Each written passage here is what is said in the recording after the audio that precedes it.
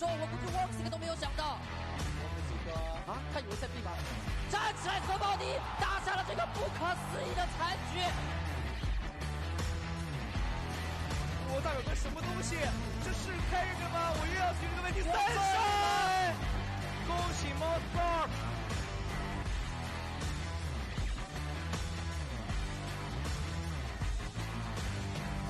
恭喜 Moscow！ 2-0战胜了来自于芬兰的 Major 亚军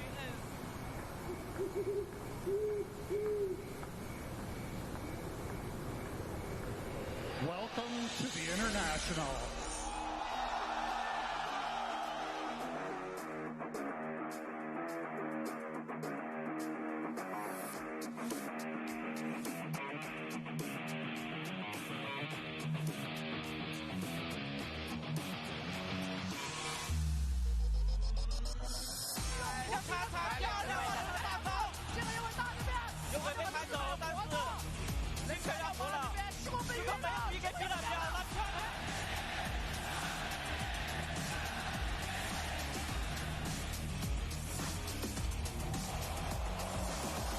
好像有点创造不了奇迹，扔在飞机脸上，又是秒被带走，直接打出了奇迹。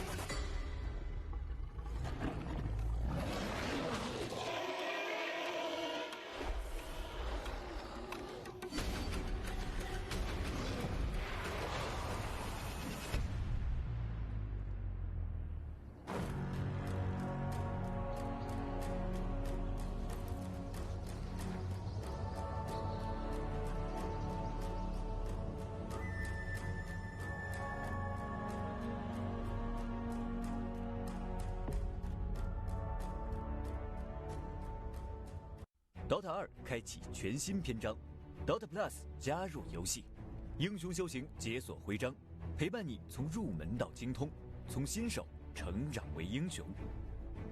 英雄语音聊天轮盘，诙谐幽默，你是值得信任的伙伴。你心中的话语，借英雄我可不吹牛皮，升级绝对是好完成任务东西。即可获得英雄碎片，全新特效套装等你兑换，彰显不凡和尊贵。英雄圣物记录成就，带你回味每一个精彩瞬间。游戏中获得的数据将被忠实记录，数据也许冰冷，但其中跃动的记忆无比火热。勇士联赛再度开启，呼朋唤友，挑战极限。信任与配合是 DOTA 2不变的主题，更有 Plus 助手带你快速上手游戏。也许你离开，但全世界的玩家都期待你归来。DOTA Plus，DOTA 2的新时代。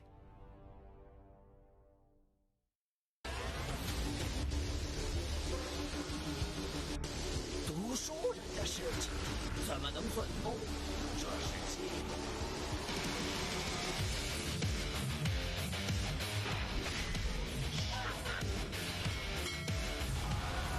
自作自受。你非常酷。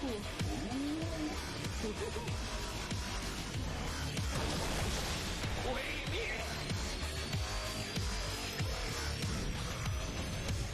时间结界，裂地监测，青蛙快跳！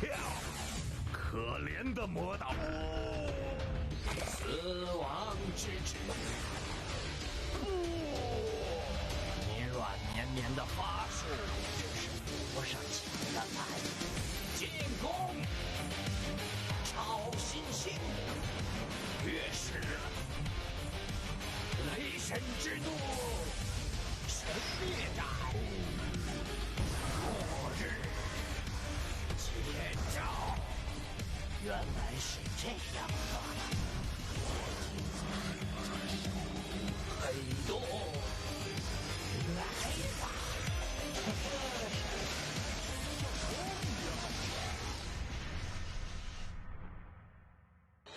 要陪丽娜玩吗？会被烧焦的哦。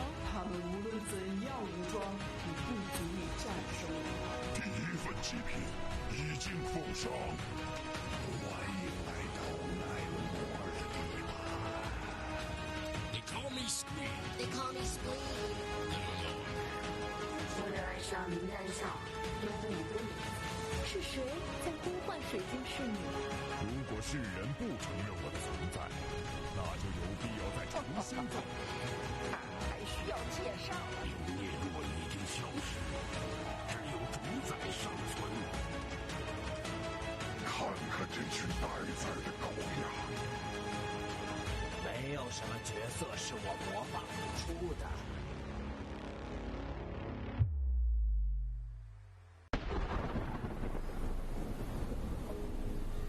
Lay me by the bay, bathe me in the gray.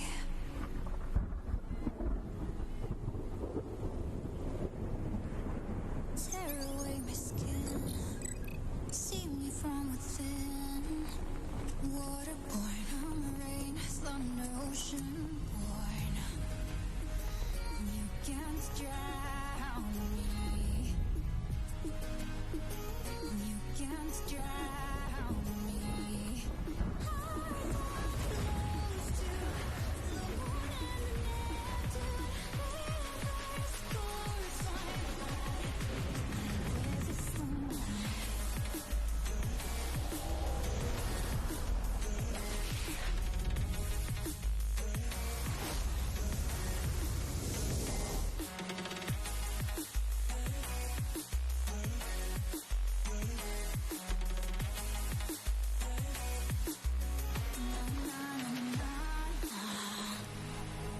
Lay me by your side, sway me with your tide.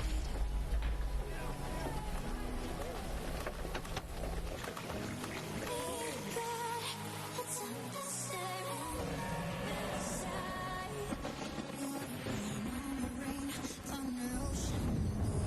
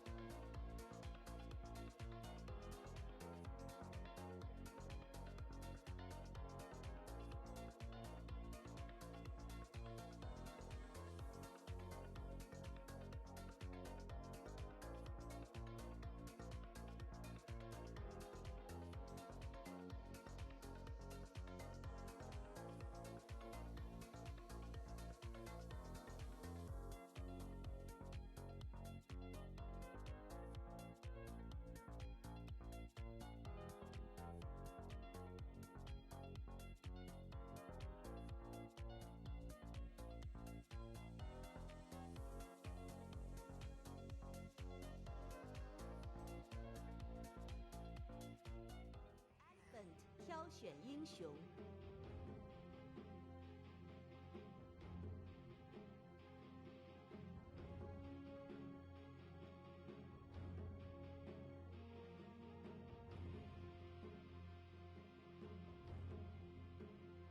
还剩10秒，眼方挑选一美猴王。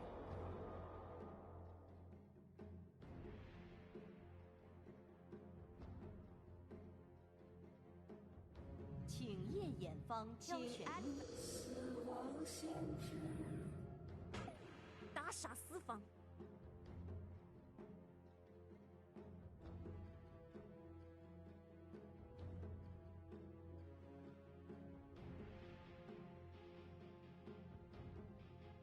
还剩10秒，还剩5秒，请 Elephant 禁用狼人，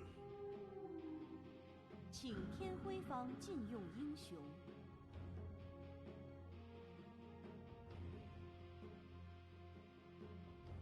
请 Elephant 禁用，请天辉方禁用英雄。Ladies and gentlemen, hello and welcome to another day of Dota once again. My name is Dragon Job. I'm joined by Snare, and this should be a good one. We've got Neptune Gaming versus SHENZHEN. And Neptune Gaming, they already have to prove themselves. They did not really look well in the previous 2 matches. One of which we casted on Tuesday, and that was also against the other qualifier team. And SHENZHEN have been also looking quite good, haven't they? Yeah, SHENZHEN have looked amazing thus far, taking down arguably the team that everybody's expecting to end up topping the group. Sparking Arrow Gaming went down 2-1 against them in a game that, you know, going into it, everybody would have said, SAG, take this 2-0, let's quickly go home. But SHENZHEN, the upstart team, coming in from the qualifiers, proving that being a qualifier team doesn't mean you lack the strength, doesn't mean you lack the ability. And we already saw from YBB, like you mentioned, how well they did against Neptune Gaming. So given that result, given exactly what happened against SAG, I think Neptune has some common cause to be a little bit worried here, because SHENZHEN look good, look strong, and I think that they want to really prove that they're not just going to be another qualifier team to come in, get rinsed out immediately, that they're either here to stay or trying to get themselves into Division 1 proper. Oh yeah. And that's also the thing about this region. I think this is the most competitive region. It was the case last year, and I don't think that's really changed. So even in Division 2, you've got very competitive teams in there that could take games, if not series, off of upper division teams in other regions. So. And SHENZHEN looking to establish themselves is just one of those. Yep. Yeah, one of the things I've loved about how they draft and like just how they approach the game is, and one of the reasons I think this region is so competitive is everybody comes through with very much intent, right? A lot of times you'll see these lower ranked teams in other regions sort of play with fear and not really have that confidence that they believe in their ideas and that they're like, well, we can make this work no matter what. And with SHENZHEN, we've already seen them in the past before have a lot of success with this hoodwink, and they're just sticking with it. They're like, well, this works for us, you know, DP works for us, so just first to them, it's fine. This worked against Sparking Arrow Gaming, why wouldn't it work against Neptune Gaming in this situation? And Grimstroke, this is intriguing. I haven't seen this in a, what do you think about this Dragon Drop, this Grimstroke pickup into hoodwink DP? Yeah, I generally like Grimstroke. It's one of those heroes that can do a whole lot that you don't necessarily expect. Like, but especially in this game against Lycan and Monkey King, you already have a lot of big utility, even if you don't end up having too many of those classic big combos like Double Doom or something like that. Because if you link any of them, or if you link them together, or if you link just any one of them to someone else, you just counteract the mobility so well. And it's one of the big things about his ultimate that is sometimes forgotten, but something worth keeping in mind. They also did run this in their second game against Sparking Arrow Gaming. They also won that one, and they ended up having... They had the Razors, or maybe some double static links. That's not a thing this game, of course, because it's been banned out. But Wraith King is still in the pool as a potential 1 position here. So yeah, see if they want to get that. I always don't really like Grimstroke if you have no combos whatsoever. So just 1 or 2 spells that can double up, be it a stun or be it a big nuke. That would really be something I would like to see here, one way or the other. definitely does make the hero a lot more effective if you can wrangle that for yourself. And I think in that game that they played it with the Razor, that game Razor was the Inkswell target. In my mind, whenever I see this hero, it's either should serve one of two functions, right? Either you have like the double ultimate ability, or you just have an incredible Inkswell target who gains so much utility from having the spell on them. DP sits a bit further back in the fight and, you know, don't really want to be directly in people's faces anyway, or at least they're trying to run from you. So we'll see how they're going to be able to make that work. On the other side, though, you already mentioned this Lycan Monkey King. Got Bane with the Queen of Pain emerging now for Neptune Gaming. So big burst coming in from the mid lane. They have this Fiend's Droop available, some single target disable. The disable right now is actually fairly mediocre on the side of Neptune Gaming. They're going to have a somewhat difficult time keeping track of this Void Spirit. On the bright side, he's the only hero that they really have to hyper-focus on, so they can really put all their attention and all their efforts and focus towards dealing with him. But I imagine that Queen of Pain's probably also going to be buying Orchid this game.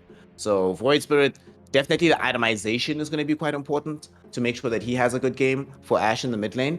At the same time, I am a bit worried about the pace that they can set on the side of Neptune Gaming. It feels like if they come away from these lanes in a non-dominant position and they're having to respond on the map, it doesn't feel like they have the easiest way of being able to do so. On the other side, though, if they do come away with good lanes, they have like the snowbally potential with these heroes. But I don't like these drops these days that are very feast or famine, right? There's no conceivable game where this is just the average game for Neptune Gaming. It's either it goes really, really well or it's just going to be a struggle from jump. Yeah, you gotta find a way to either balance that out a little bit, or to better make sure that you only get the good games when it really counts. At least 2 out of 3 in the best of 3 series. So let's see if they can do that. See, draw gets banned. Worried about this late game. This late game carry that we sometimes see being picked up as some sort of insurance. Ideally, you also want to carry that can contribute something early on as well. That's why I think of Arrow Blade, Wave King can also work like that. The armlet that's later link built, scan in somebody's face. Still see that as an option, even though it's a little bit annoying against Bane. Drains your mana, will get the shard as well. Ideally, you want somebody that can also help fight against the Monkey King in the Wukong's command. Wraith King can, in a way, for some period of the game, but you can also just get... Monkey King can get so strong that he kills you through the 2 lives. So, let's see what's left here. Troll's been banned. Ursa's still in the pool, if they want to go for that route. A hero that can fight early, scale for later, challenge Monkey King inside the Wukongs. If you ever buy Basher, you get on top of Corp and destroy her. It's decent enough as well, especially with the Enrage. Against Bane, if he shows up too late in the fight, you're generally a BKB buyer anyway, so that's going to give you some utility against the rest of these heroes. The more I'm actually talking about it, the more I see that, but they just go for that Wraith King. You mentioned you're still in the pool, something that they've already ran successfully, so if it ain't broke, don't fix it, right? Just keep to what's working. Make sure you don't try to upset the cards too much, so... They will have this against the ultimates from the side of Neptune Gaming. Outside of this Bane Elemental, though, not really that much to easily kill this Wraith King. Of course, he might have some issues against Fonte, but for the most part, it does seem like he's going to be having a pretty good game for himself here on the Wraith King. So I like this last pick for them. Works decently well, given that you do get a Soulbind spell, but mainly you get an Inkswell target. You buy Blink Dagger, you can go forward and actually use it to instantly kill heroes like the Queen of Pain. Yeah, that's the other synergy that we... haven't gone into too much just yet with the Grimstroke. Until minute 20 hits, he's gonna have to be a bit careful up at the line as well, because mana drain. He doesn't have a huge mana pool, so he actually might just have to carry a couple mangoes or certainly a full stick to just counteract that if he wants to join these early fights. But of course, the moment minute 20 hits, you get the shard. You don't have to worry about losing mana ever again, you know. You're always going to have your ultimates ready to go, and that used to be much later timing because it was tied to, I believe, level 20 talent. So, yeah, I like Wraith King here.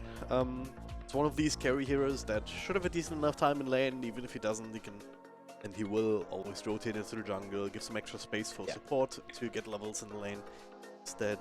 And, he can farm very fast with just the Skelly Bros. So it doesn't need the big farming item, which means he can go into these quick effective items, be it the Armlet, Blink, Deso, or some other sort of build.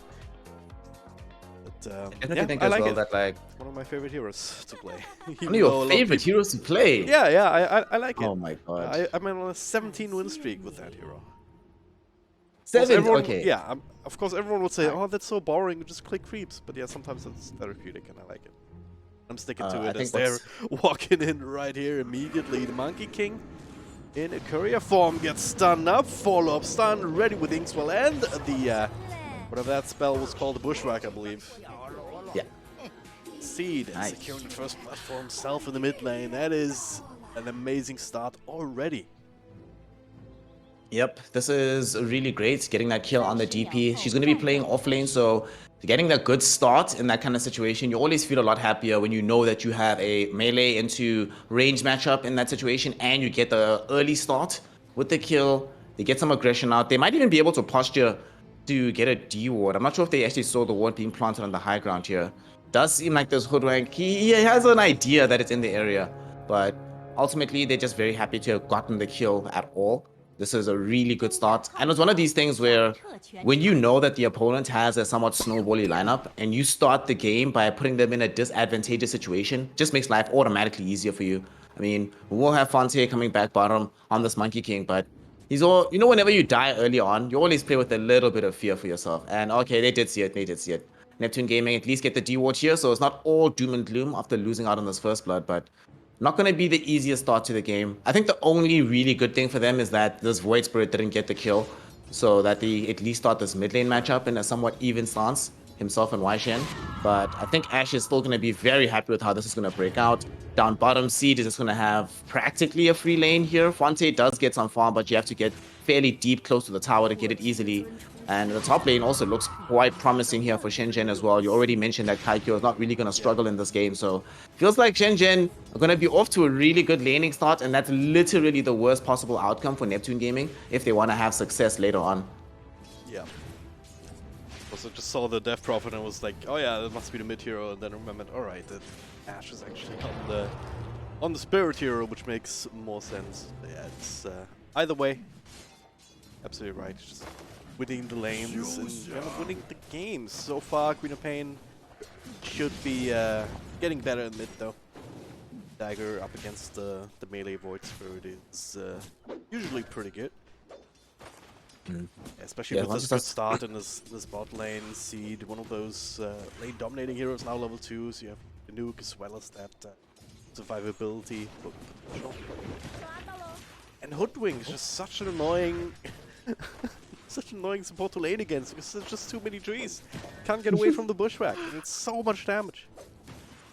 It's actually kind of funny because she sort of dropped out of the meta for a while, you know, once the break mechanic was changed a bit.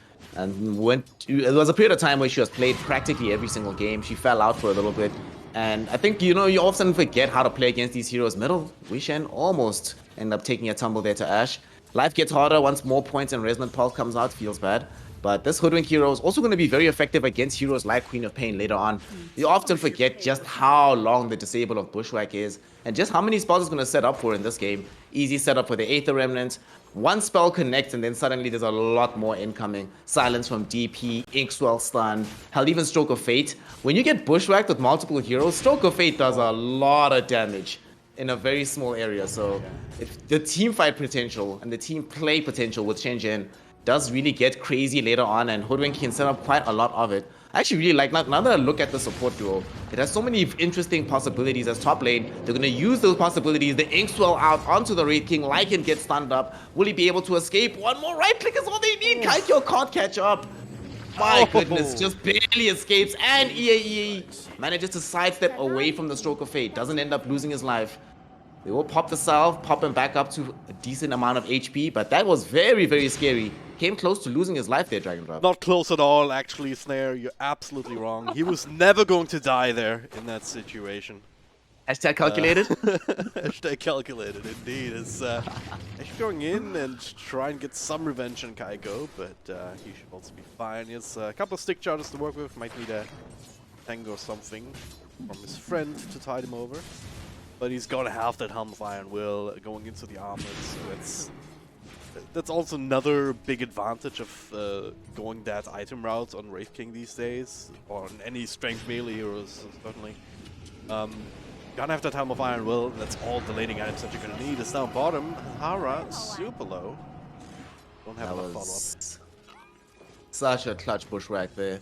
And I also did not know that bushwhack worked through Monkey King on trees. Okay, that's interesting. That's something I'm gonna remember for the future. It'll probably help keep me alive in some situations. So, gonna be interesting counterplays, I think, down the line as well from this Hoodwink. And they definitely wanted to be able to get that kill. Unfortunately, though, for the side of SHENZHEN, them being this aggressive on the Hoodwink has opened up quite a lot of space in that lane. So the Monkey King has been able to regain a lot of the CS. Middle, Ashe. Okay. Stifling Dagger will connect. Ashe needs to TP home. Fortunately, because Waishen did go for this dagger build, there's no like high levels into Scream, so wasn't gonna try and dive him and kill him that way.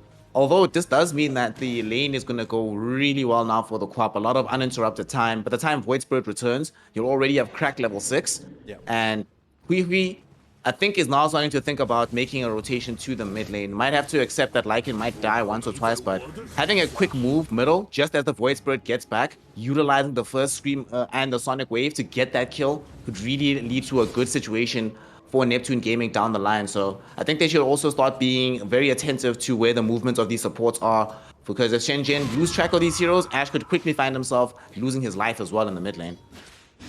Especially considering how he's always gonna be chipped away at. It's Queen of Pain at this point. Down bottom, Hara. So Bushwhack available, so they don't even try and follow him. So no, it was not gonna be a great time. It's kind of hilarious, actually. That they're like, yeah, Bushwhack, fine. You're not a viable target. We're leaving you alone.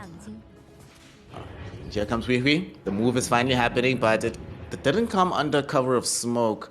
So it gets very quickly scouted out. Ashe has a point into the Dissimulate. That, honestly, that had potential to really be a game-changing kind of move there. And I'm a bit disappointed that they weren't able to find anything, but SHENZHEN gonna look for something themselves. Wishen gonna get Bushwhacked. This is what he wants, and there's the Aether Remnant. Here's the setup. Resonant Pulse will be there. Absolutely, they have the damage to get the kill. Drink in the meantime, trying to chase down Hui. Inkswell doesn't connect, but they don't need it to connect. All they wanted was the Quap kill. They got it. That is so sad as well. Neptune Gaming were the first ones to have the idea for the rotation. Hui doesn't manage to connect cleanly enough, and that sets them up actually for a very easy counterplay from SHENZHEN. Yeah. And now Ashe doesn't lose out on having to have retreated earlier on in the lane. He gets the first kill in the lane anyway. Life is so nice for him. Arm Seeds. Let's have the extra heals coming through, and that's keeping him alive now. A bit of turnaround on Fonte, just running him down. A couple of right clicks with that drink. And the Stroke of Fate getting that kill. Guo should be next. A couple more right clicks, despite the brain stab. He'll just take out Drink with a double kill.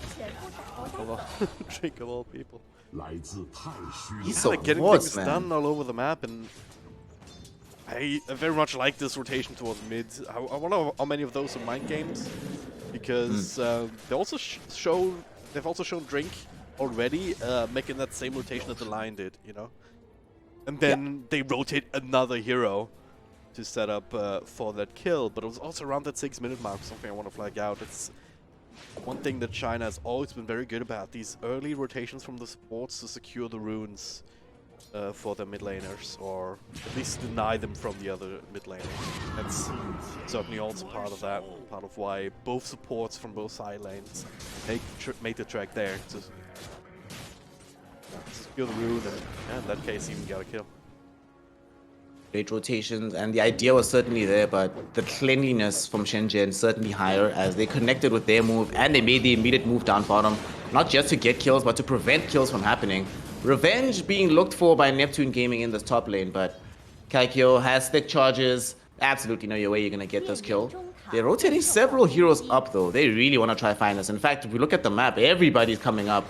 Guogo looking for Kaikyo. It's under cover of darkness, so they don't have the clear vision, but they see him now. Here comes the Nightmare to set up, but they might just leave him until the mid lane of Queen of Pain gets a little bit closer. But at the same time, they might just be content allowing the tower to get taken, but Guogo goes in. Nightmare up. Will Hui follow up with the stuns? Earth Spike will be there. Here comes Fonte as well. looking for the Primal Spring. Doesn't want to use it just yet until the last moment, and then they go in. They take away the first life. What will they do on the second? Hara is here to try to turn things around, but the Bounder Strike onto multiple heroes. Ash jumps in though. Aether Remnant. Sonic Wave comes out of Raishen just before he goes down. He gets the blink away and allows him to get the kill on the Kaikyo Wraith King for free. He escapes, he's fine. Everybody else on the team gets to retreat, and they claim the tier 1 tower during this. Everything's starting to change a little bit for Neptune Gaming. They also drew Siege top, and he popped the Exorcism Ghost, thinking they were going to get the turnaround from the fight, but sadly that does not happen. They end up just losing Wraith King. A lot of advantage lost, and a lot of time lost as well, with how much resources they invested in that protection. Yeah, normally it's on paper it looked like they would have been able to turn this around. I mean, more or less in front of their tier 2, everyone's steeping in. They've got the Wraith King, whose initial death has been delayed a little bit because he's already got that armlet ready to go, so then he had that second life. But yeah, it turned out that Neptune Gaming had just enough damage to kill him off twice despite that armlet, and then ran out of damage here. That's kind of one of the issues that you sometimes run into. The Death Prophet is an offlaner. You can do damage with that hero, but it's very slow and gradual damage with ultimate, right? It's taken a while to really show an impact. That fight was just too quick for it. And then you have the Void Spirit, who has a bit of burst, but compared to all the other Spirit heroes, it's certainly not a whole lot. Yep. Much more difficult to be able to, at least until later in the game, to instantly burst down targets. You're not the one that can do it alone, right? You need the help of your team first and foremost. So regrettably for them, they didn't have the damage. I think that probably, we were talking earlier about what direction of builds the Wraith King is going to go into. I think this lack of damage, you were mentioning about the blink into Deso after this armlet build, and I think he's going to be forced into it just because otherwise they're going to start thinking to themselves, how do we kill these heroes unless we're the ones that get 100-0 stun lock initiation? Then it becomes a lot more difficult in the fights for us, so that'll likely be the option for later, especially since Ash doesn't have an option to buy a damage item first. He has to go for this Yule Scepter. If he doesn't go Yules, the game is just way too difficult. So middle lane, oh, beautiful Earth Spike onto 2. And speaking of Queen of Pain, she comes through with the 2-hero Sonic Wave. They've already ended up losing the Grimstroke. See, trying to run himself away. Spirit Siphon on some creeps. Do they have this damage? The Lycan with the bites from Shapeshift. Not just yet. See, the Spirit Siphon's so good. Still keeping him alive, and they're going to end up getting the counter kill onto the Lycan. At the same time, Raishen takes on Hara deeper in the fight as Lefante committed the Wukong's command behind the tier 1 tower.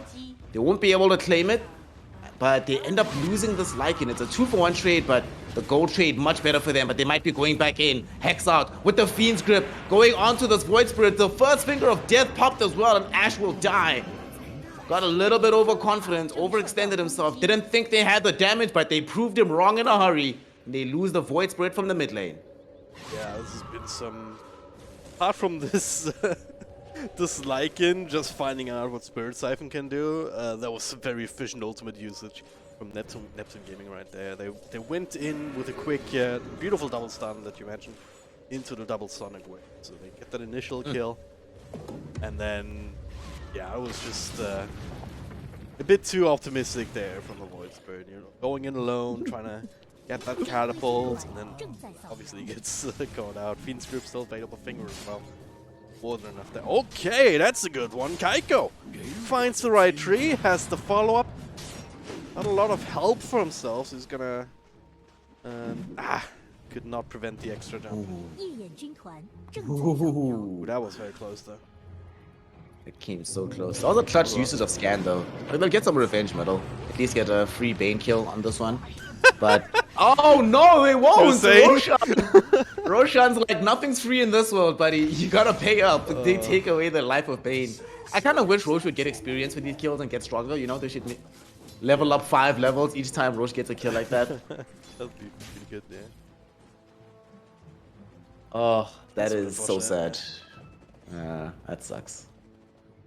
Well, maybe they can try again up top. When you look for this Lycan, AE.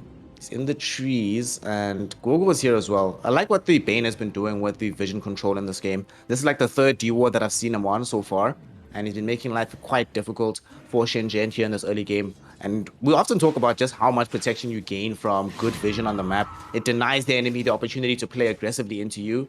whilst giving you complete understanding and complete information about when and where to play and when to play safely. And that's why we see this Lycan now very happy to not necessarily extend the lane too much forward, but he can now play in this jungle a little bit. He can play in the lane, not as fearful of a direct rotation because he knows, oh, their vision is gone. My Bane's nearby. I should be protected at least for a little bit. Yeah. Get a lot more out of the map that way. You know exactly, like, you can judge what kind of risk you're putting yourself under. Sometimes they can work against you if you have like some good vision out and then the enemy smokes right under it, you know. Like, oh god, we were safe! And then they smoked. Whoops. So far I haven't seen too much of that from SHENZHEN, as they will lose another tower here. Yeah, kind of poking and prodding with the power of that Lycan, extending the net worth somewhat. Not a huge lead, but it's mostly down to bots, I suppose. As Quap and Lycan both sitting at the top. Fonte slightly behind, but not too far considering the course on the side of SHENZHEN at the moment. Considering how his laning phase went, it's kind of understandable that the Monkey King wouldn't be in the best stead at this moment in time. And he was the one that died at the beginning of the game. Yeah. One thing I find interesting though is you were talking about how Kaikyo can farm the jungle with these skellies. I think in this game they are being presented with problems with pushing down towers. It kind of feels like unless DP is sieging by herself, they don't really have any effective way to look for these objectives. So they're going to have to at some point commit this Wraith King as well, not just for fights but for pushes too, so he can contribute with these little skellies.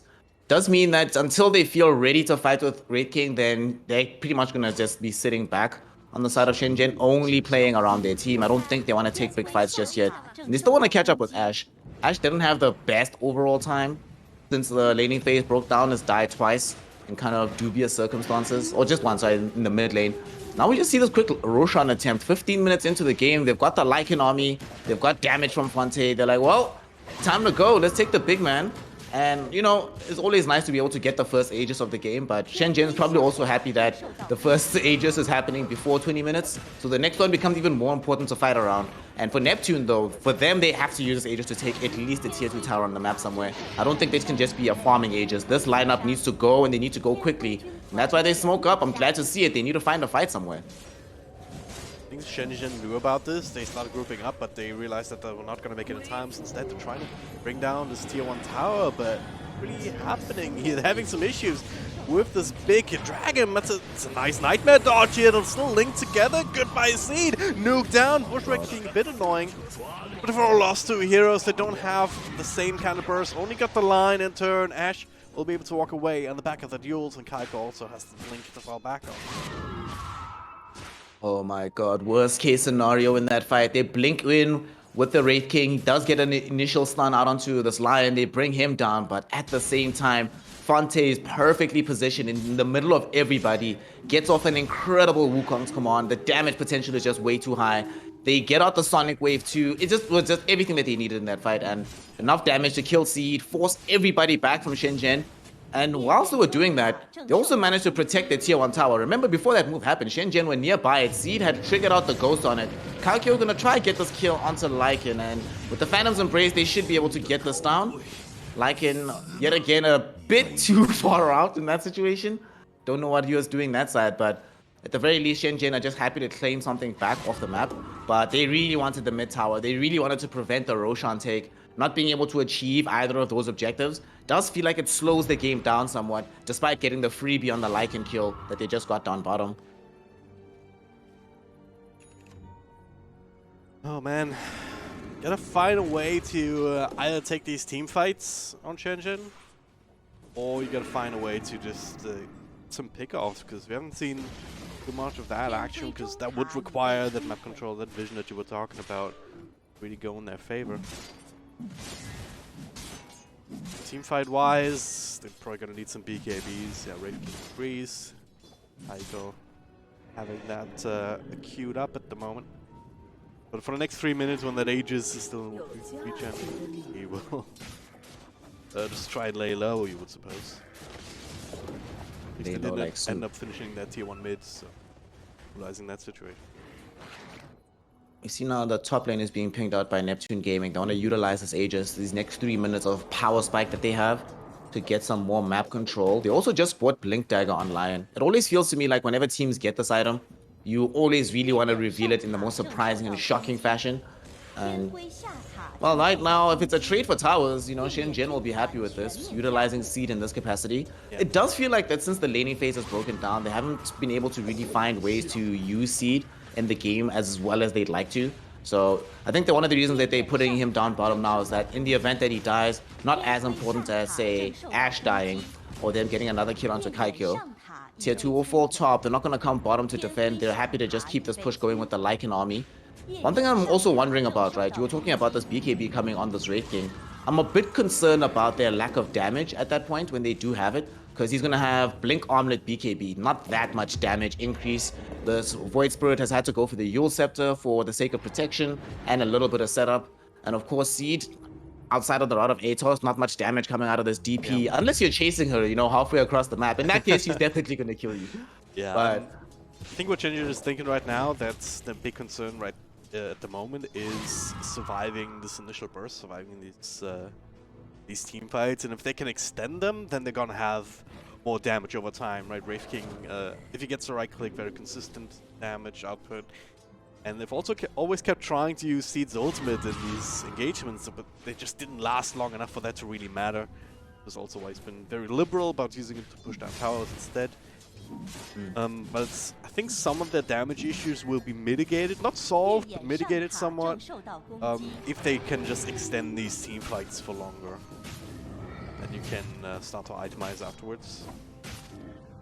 So the philosophy of that's what the thinking is. I don't know if that's the right way to go about this. I'm not an analyst. I'm not smart. But I think that's what they're considering here as Squirgo. Yeah. Okay, this always helps, you know. Finding somebody alone, they should also flag out. There's some sort of vision up there. Yeah. Wards everywhere. They actually are everywhere. Yeah. Both those high grounds and this one in front of the tier 3, very deep, between tier 3 and tier 2. So that one's very hard to catch at this stage in the game. Yeah, especially when you're playing in the areas that SHENZHEN have found themselves, generally speaking, in the game. You don't necessarily anticipate that the vision will be there. Like, Neptune Gaming have done a good job of not playing in such a way to reveal that they know exactly where these wards are. Top lane, Fonte, sees Seed, doesn't really have any allies nearby. Bane is coming, and they do have grip, but Seed is backing away, so had Seed not backed away, we might be staring at a dead Death Prophet right now, but she does stay alive. And SHENZHEN, it does feel like they want to do something. They just got this Aghanim Scepter on Ashe. This is a huge power spike for them. Aegis has also expired, so it's no longer available on the map. If you're going to do something, time to do it soon, because Neptune are also coming at you, and they've just gotten a BKB on Waishin, BKB on the Queen of Pain, countered by the BKB on Wraith King. So both teams definitely have incentive to fight. And we're going to see them smoke up. They have to know about this. The beauty of this ward back there is not just watching heroes, but it's also seeing so many couriers that are flying out of the base. That indicates the rough position of the other heroes just as well, so... still smoked up.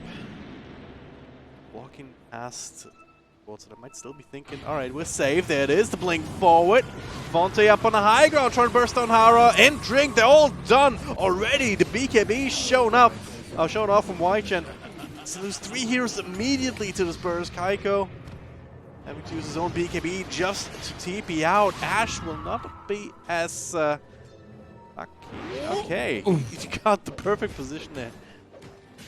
Get the TP out. Without a BKB though, it was always going to be scary. Yeah, Neptune Gaming, they were ready for this. Yeah. They got the high ground positioning first and foremost before the fight even broke out. They took away the outpost, forcing SHENZHEN to have to come into the high ground position. Fonte was on the high ground, on the trees, waiting to scout out any smokes, but for me, the really interesting play is what we saw coming out of this Bane yet again.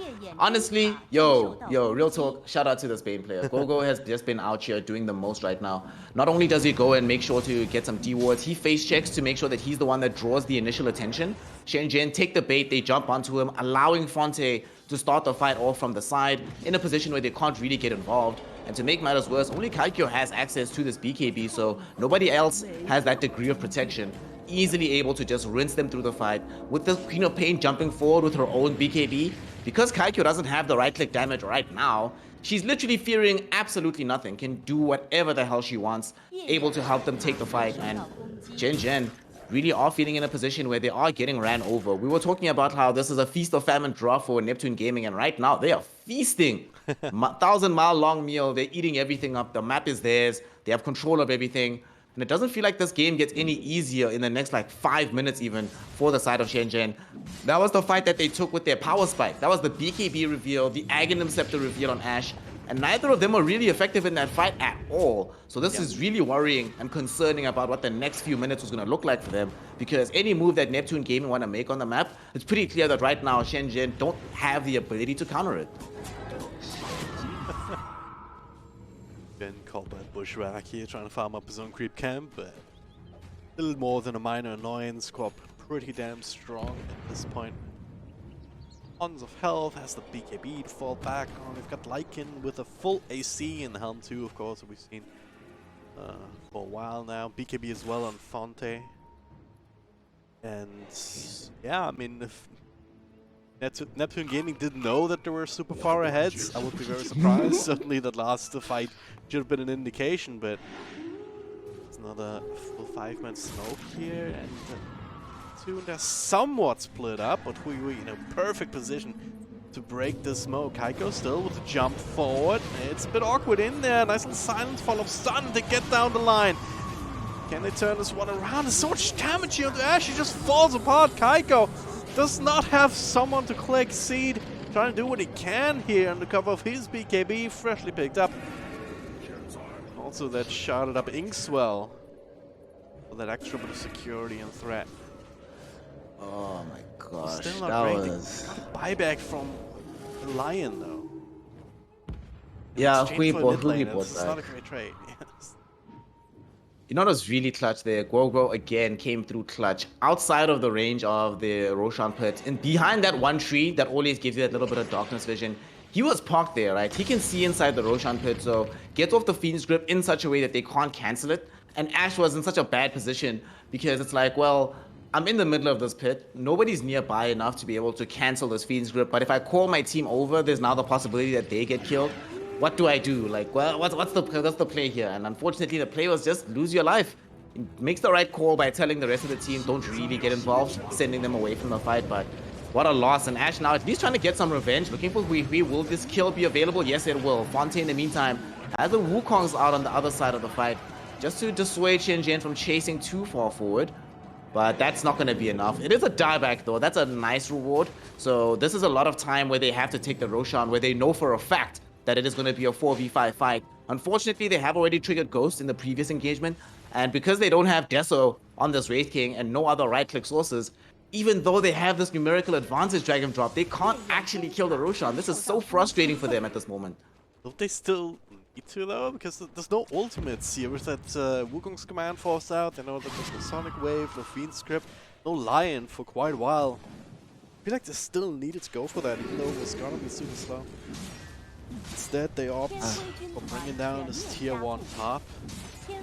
It's certainly the more, the easier and more secure objective to take, but I don't know if it's going to bring them nearly as much, because if they now lose another team fight with all of these belts going becoming available again for Neptune Gaming around this Roche, and if they lose this Roche, I don't know if they can go back into it.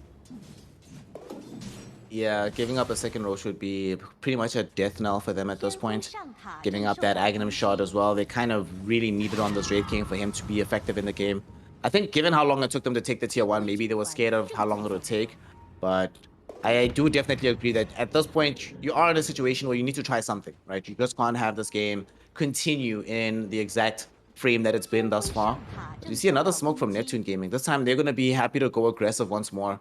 Every time that they've smoked out on the map has come out successfully for them. Compare and contrast for SHENZHEN, where we have literally not seen in this game them make a positive team movement since the first one. Before the horn sounded, that's the last time we saw them do something big like this. Since then, it's just been, you know, a skirmish here or there if it's 1 or 2 heroes, but any big team fight has just been all Neptune all the way.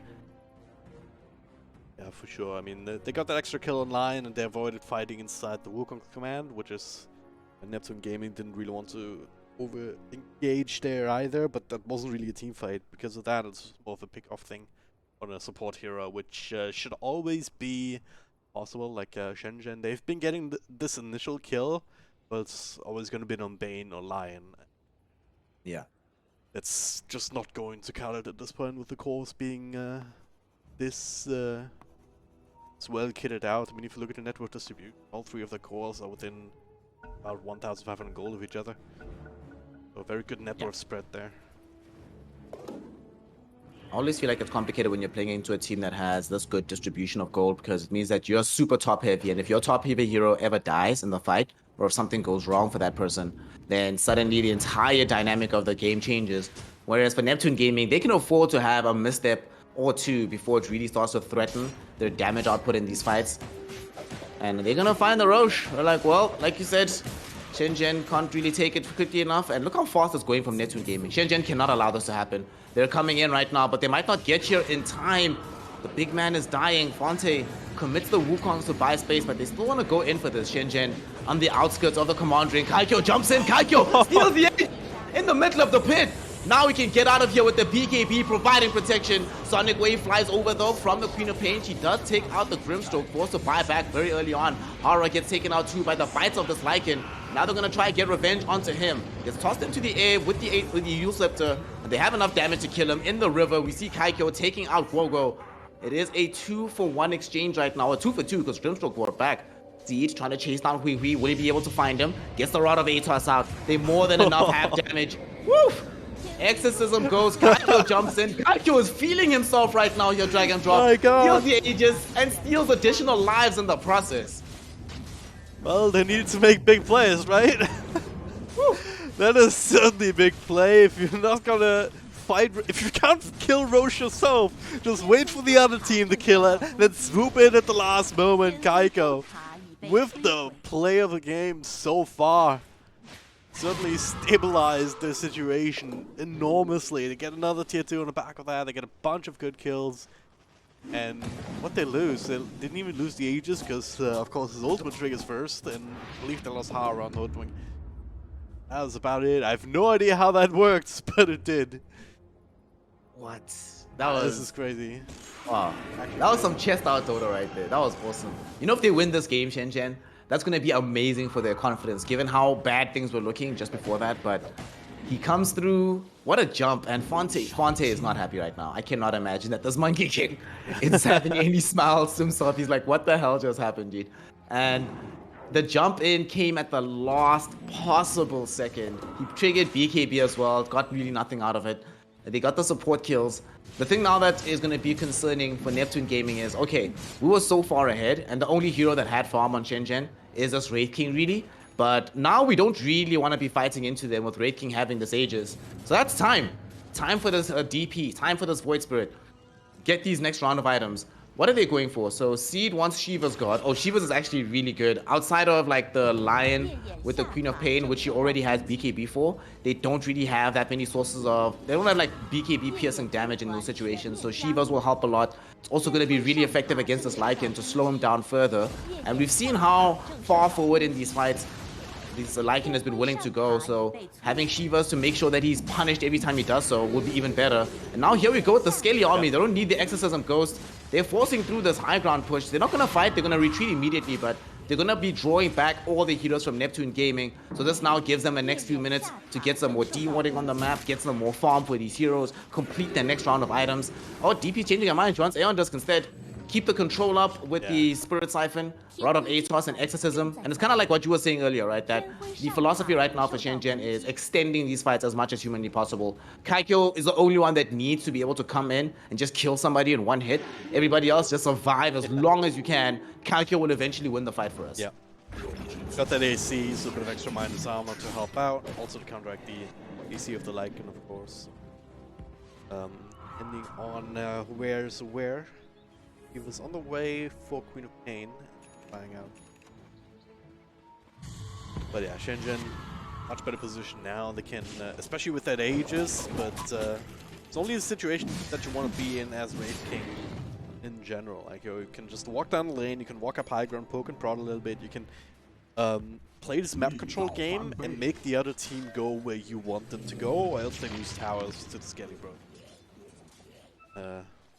And then if they engage on Wraith King, he's just gonna come back, and then his team can counter-initiate and generally take a good fight. This sort of style only works when game's kind of even, and when you have a good strategy and good plan of how to go into these fights. Or if you're ahead, obviously. Don't give a shit, you just walk down the lane and click buildings until they come and stop you, and then you click them instead. You dare them to come at you, like pull through, see what they're gonna do. Not quite there yet, but yeah, that's where they want to go eventually. It's still a tiniest bit of a gold lead of Neptune Gaming according to the graphs. I worry though, because I think for them to be in a good position, they need large margins and need large gold leads for the side of Neptune Gaming. I don't think they're happy playing an even game right now. I mean, just look where they're playing on the map, right? If you're Lycan, you bought AC, Aghanim's, Helm of the Overlord, a gem. You're not really trying to use these items on your side of the map, right? Where you're just protecting this outpost, just protecting these small camps around you. And the problem is they can't even access their own triangle right now. Too much fear of going in that side of the map. The whole team has to move together at this point in time. They don't know where SHENZHEN is. They do know that the Aegis is gone though, so they can try to make some plays themselves. That being said, until they finish this Eye of Skadi from Fonte, he's already seeing the damage output that's coming from this Wraith King. Not feeling like he can contest and challenge his hero anymore. And when you're at an equivalent level of gold or above him, you can't deal with Wraith King. Kill him twice inside Wukong's command. However, when the dynamic is that he's ahead of you, he chases you inside the command ring, finds you, right-clicks you down, and forces you out of it. Yeah. And right now, the gold extension of the Wraith King is getting a little bit extreme. So Neptune Gaming gonna try to do something about this. They realize that they just can't be playing on their side of the map, not with this draft. This is not a draft to just sit back and try and hold with. It's a draft for doing stuff with, and this smoke doesn't seem like it's gonna find anything for them, but at the very least, it should at least give some degree of vision. And Fonte bought out. Just went all in for the Skadi right now, so they need to get something good out of this fight. If they don't find a fight, they at least need to force for the tier 2 tower down bottom. When the Shivas and the Skadi though, like the heals from Death Prophet will not do anything, the lifesteal from Wraith King won't do anything either, so I'm relying on this sort of defense as get rid of this big dragon, and they will. Easy gold. Be a bit careful now, Seed. Walking into a trap right now. Okay, oh, maybe not. The ward on the high ground. Scouts on region. There's some beautiful double stun to counter initiate. Seed protected by the ear, and the screen script up right now, but not for all that long as the BKBs come through. Seed trying to live through it with the Glimmer Cape. One more right click though will finally finish him off. Kaiko unable to find a trade just yet. They're retreating back under the tier 2 tower into the Wukong's command though. Kaiko will die inside, but meanwhile, the supports are being run down in the back. Nice little bushwhack though from Hara. Still sitting inside the trees. Kaiko needs a bit of extra follow-up damage, which I do not have, but he's linking right into Ash. Nightmare to save him, taken over. Please kill this regen, and Ash will be able to deliver. Kaiko with a big team play. Now the follow-up stun over on Monkey King. No more protection. He just has to fight. Big damage though, and big heals as well. Courtesy of Jingle Mastery. Another Nightmare. There's only the two of them now. Wraith King only has one life left at the moment, but they still don't feel like they can take this.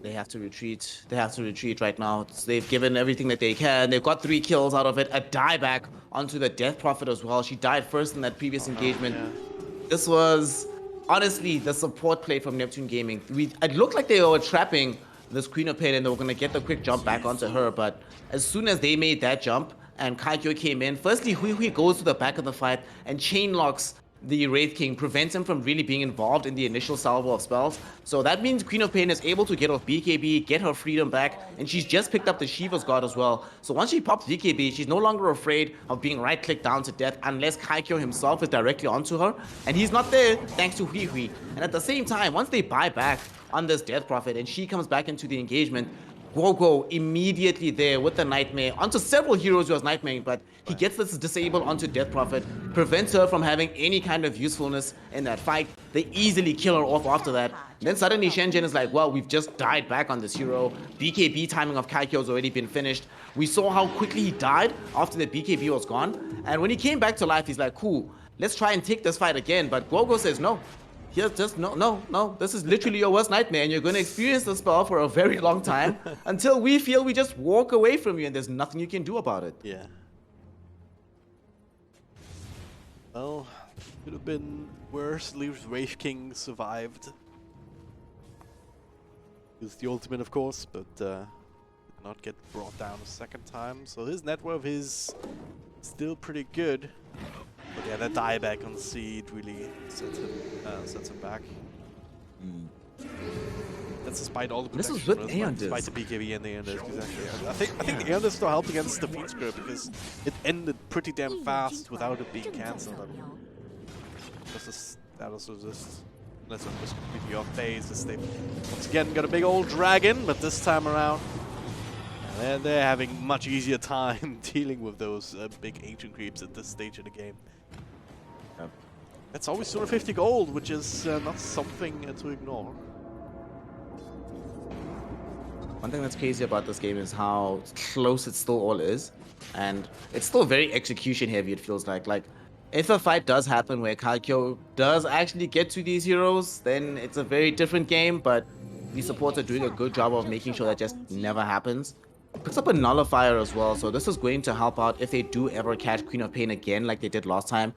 The follow-up from this Wraith King will be kind of obscene, but Fonte is also getting so difficult to deal with.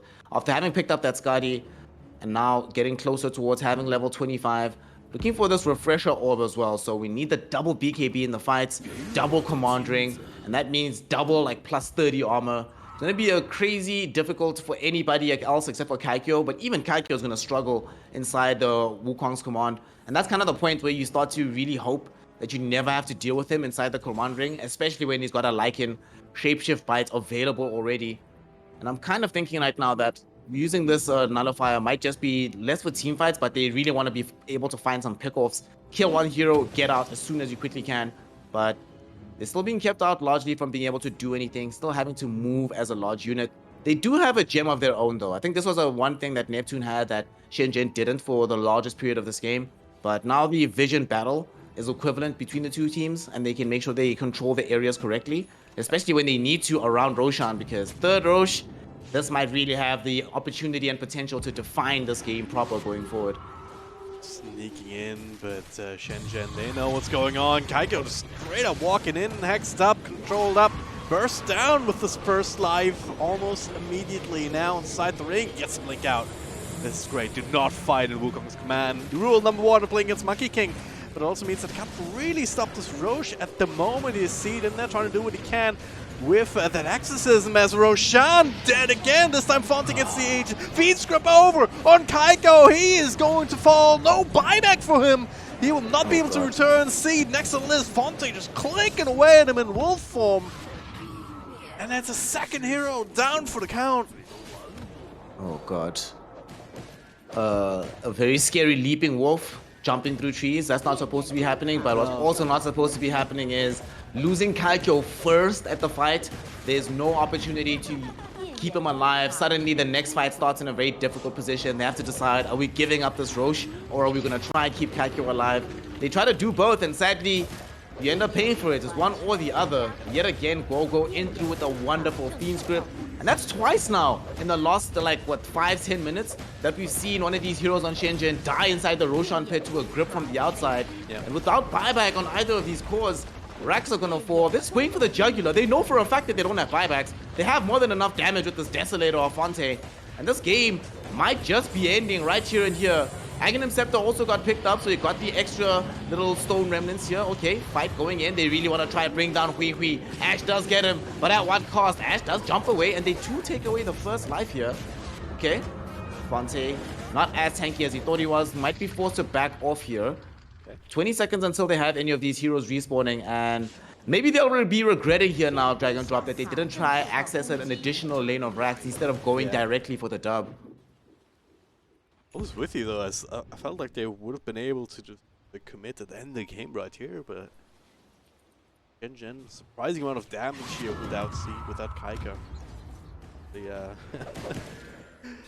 making them retreat, so that'll mean that SHENZHEN have one more shot at the game, but they cannot afford any more mistakes like that, not with the TFO's exposed point. Certainly they need to keep buybacks.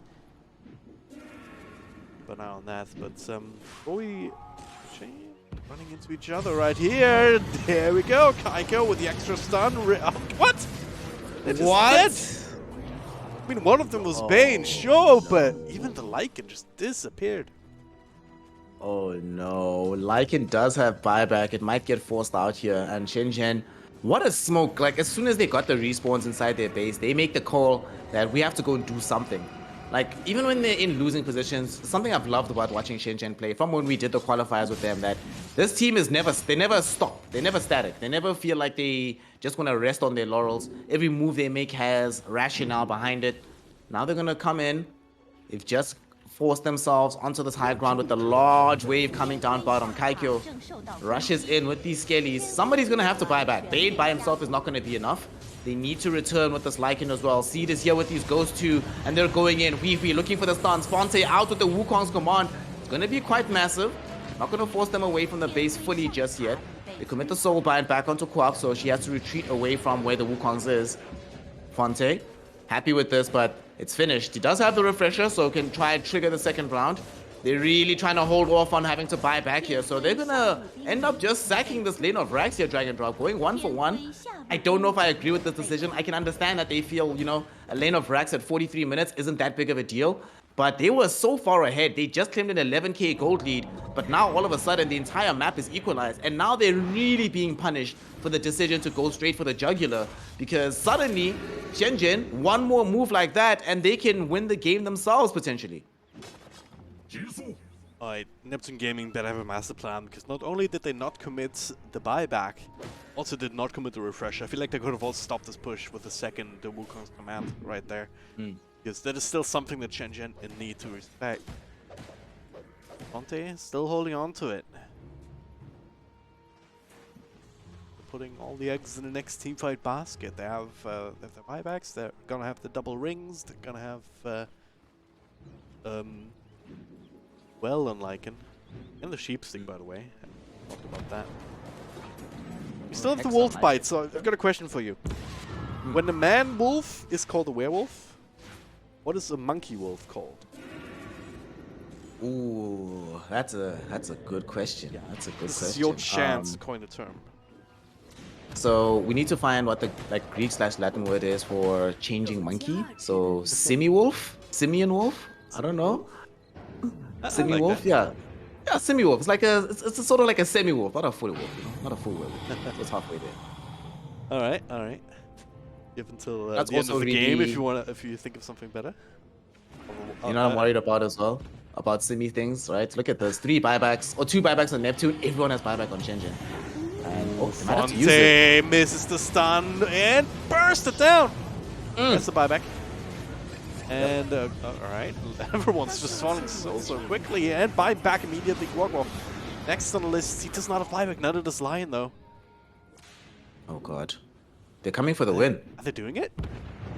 I think they are. They have the buyback advantage. There is no Roche to go claim right now. They should be aware that they could force a buyback or 2 here, but then they'll find out that these don't exist. And they know for a fact that the Lion won't have buyback, it'll still be on cooldown. He bought back not too long ago. Oh gosh. This is terrifying. See, didn't commit Ghosts either. And Kaikyo didn't use the Skellies in that fight, so they have them. They're coming up the hill now. Fonte will have to use Wukong's. This is the first one. They have to use the second one. Maybe they get this kill though. Kaikyo. Okay, this is nice. Losing the first life means that they're going to have less confidence to push for this. And have to back off now. This is really, really scary. This is terrifying, the situation that you're in right now as Neptune Gaming. You still don't have buybacks on everybody up just yet. So though you managed to defend the base right now, I don't think it bodes well that yet again we're playing with this Lycan and Lycan's on base defense rather than helping to push the envelope on the other side of the map. He has an army, I mean, he has a sheep stick of all items. You never want to be playing defensively when you have a sheep stick in your inventory as a Lycan. It's turning into quite the game. Well, this is where the Red King comes in. I mean, as long as you have your ultimate, you can just walk up, you can tank a bunch of spells, many as you possibly can. Ideally, you get out and then take a few creeps to recharge, but if not, then whatever. It just does mean, though, that you cannot continue that push, as you said. Bit of room to breathe there from that Neptune Gaming, trying to come up with some other way to take a team fight. Because the way the last one started was the worst case scenario. Fonte is just jumping in, away from the rest of his team, then he misses the stun, doesn't get his BKB out, and then he gets hexed and killed instead. Difficult position to be in. I think somebody on the team should maybe consider buying like a Lotus Orb or a Lincoln Sphere, just so that they can apply it towards Fonte. So that that can't happen again. That they just need to do everything in their power to ensure that he has that protection. Kaikyo obviously doesn't need his team to do that. He has a double life of his own. But this Monkey King showing that even having as much farm as he does, 30k net worth at this point, top of the map except for this Wraith King. But even under these conditions, Wraith King is a lot better able and a lot better suited towards dealing with major threats on the enemy team by himself than what Fonte can. Fonte gets caught, he dies. We just saw it there. So. And part of the complication is nobody has that kind of gold because you need to be hoarding everything in your power to save for these buybacks. The next Roche is incoming. It's going to be a while before the big man does arrive, a full 2 minutes before he's up. So that is, I think, a positive situation for Neptune Gaming because now SHENZHEN definitely have the power to take him out alone. But because it's going to be a 2-minute wait, that's going to be time for the buybacks to return for both supports and a little bit of time for the Monkey King's buyback to get closer to being available again. Don't necessarily know that Roshan is not going to be back up for a while, so he's still making a play right here. Trying to bring down this Wraith King's first life with as little commitment as possible. BKB from Regen right now inside the Moon's command. They get Seed on the very edge of it, but has a BKB and has an Aeon Disc. A lot of BKBs, a lot of ultimates committed here from both sides at the moment. No decisive action just yet. It feels kind of bad though for the side of Neptune as we see the Simian wolf. What? Yep. Simian wolf on the tree. Vision advantage they're going so again, definitely favor SHENZHEN, but yeah. But they're gonna go again. So overall, it fully favors them. They have the only thing they have in their favor though is that they still have the refresh for Fonte spells, and there is no refresh for Seed. So that's gonna be only one exorcism available here. And though they smoked up, they are, look how nervous they are about making a move. They're like, honestly, we came very close to very bad things happening. We went on to the one hero we should never be going on to first. Then the second hero we should never go on to first showed up. And we almost committed for a full fight. Good thing we got out. Why Shen? Why Shen? Okay, he's fine. Him and Vivi are fine. They're gonna open up space. Oh, I see that though. Ash going in onto this lion should be able to easily right-click him down. He's just buying space and time. You'll scepter into the air, but not going to be enough. Still end up losing your life in that situation. It was Ash's Yule Scepter too, I believe he wanted to get the kill. I mean, I'm sure it was just not realizing that Seed was there ready for the nuke, but hey, I mean... We take no chances. We get that gold. Chances, yeah, I want it. He also kind of needs it. We need, alright, so... Buybacks up in 2 minutes, 51 seconds basically for both teams. In the event that we don't see Roshan being taken at all and Roshan being contested, that means both squads will have buyback on everybody. SHENZHEN first into the pit. Neptune Gaming should be aware of this. This was a practically max respawn timer, so it's very unlikely that anything else is happening. I haven't seen this one before. SHENZHEN actually clicking Roshan. That's true, actually. You know, SHENZHEN. Yeah. You've got an illusion of Hara sitting next to the tree out in the river. Some extra vision from that too. They're a bit timid though. They don't quite know what NG is doing, but now as they show in mid. With the exorcism, they should be able to bring down this Roche and then respond in time.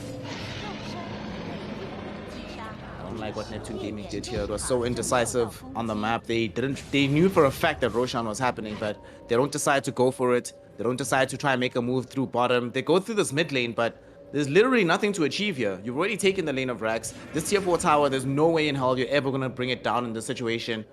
That just felt like such indecision, and unless they take this fight in great fashion, really feels like this game is walking away from them here, Dragon Drop, and they're gonna find him. They found Ash. Not enough damage to kill him just yet, though, as the Fiend's Grip going out onto this Wraith King as Fonte triggers out the Wukong's command as well. The damage is out onto Kalkyo. They've taken his first life. They've taken away Ashes as well. There's no Aegis. The Sonic Wave will fly through onto this Wraith King, and he's gonna get himself brought down here. Such a sad situation. He's trying to fight through with the Aghanim Scepter, but it's not going to be enough. He ends up losing his life. Ash, can he get away from this fight? He's trying to, as this Lycan chasing down Drink. They've gotten that kill already.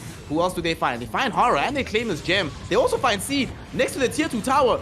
Wow, okay, this is very decisive. This is very decisive coming in from Neptune Gaming. They've killed 4 heroes.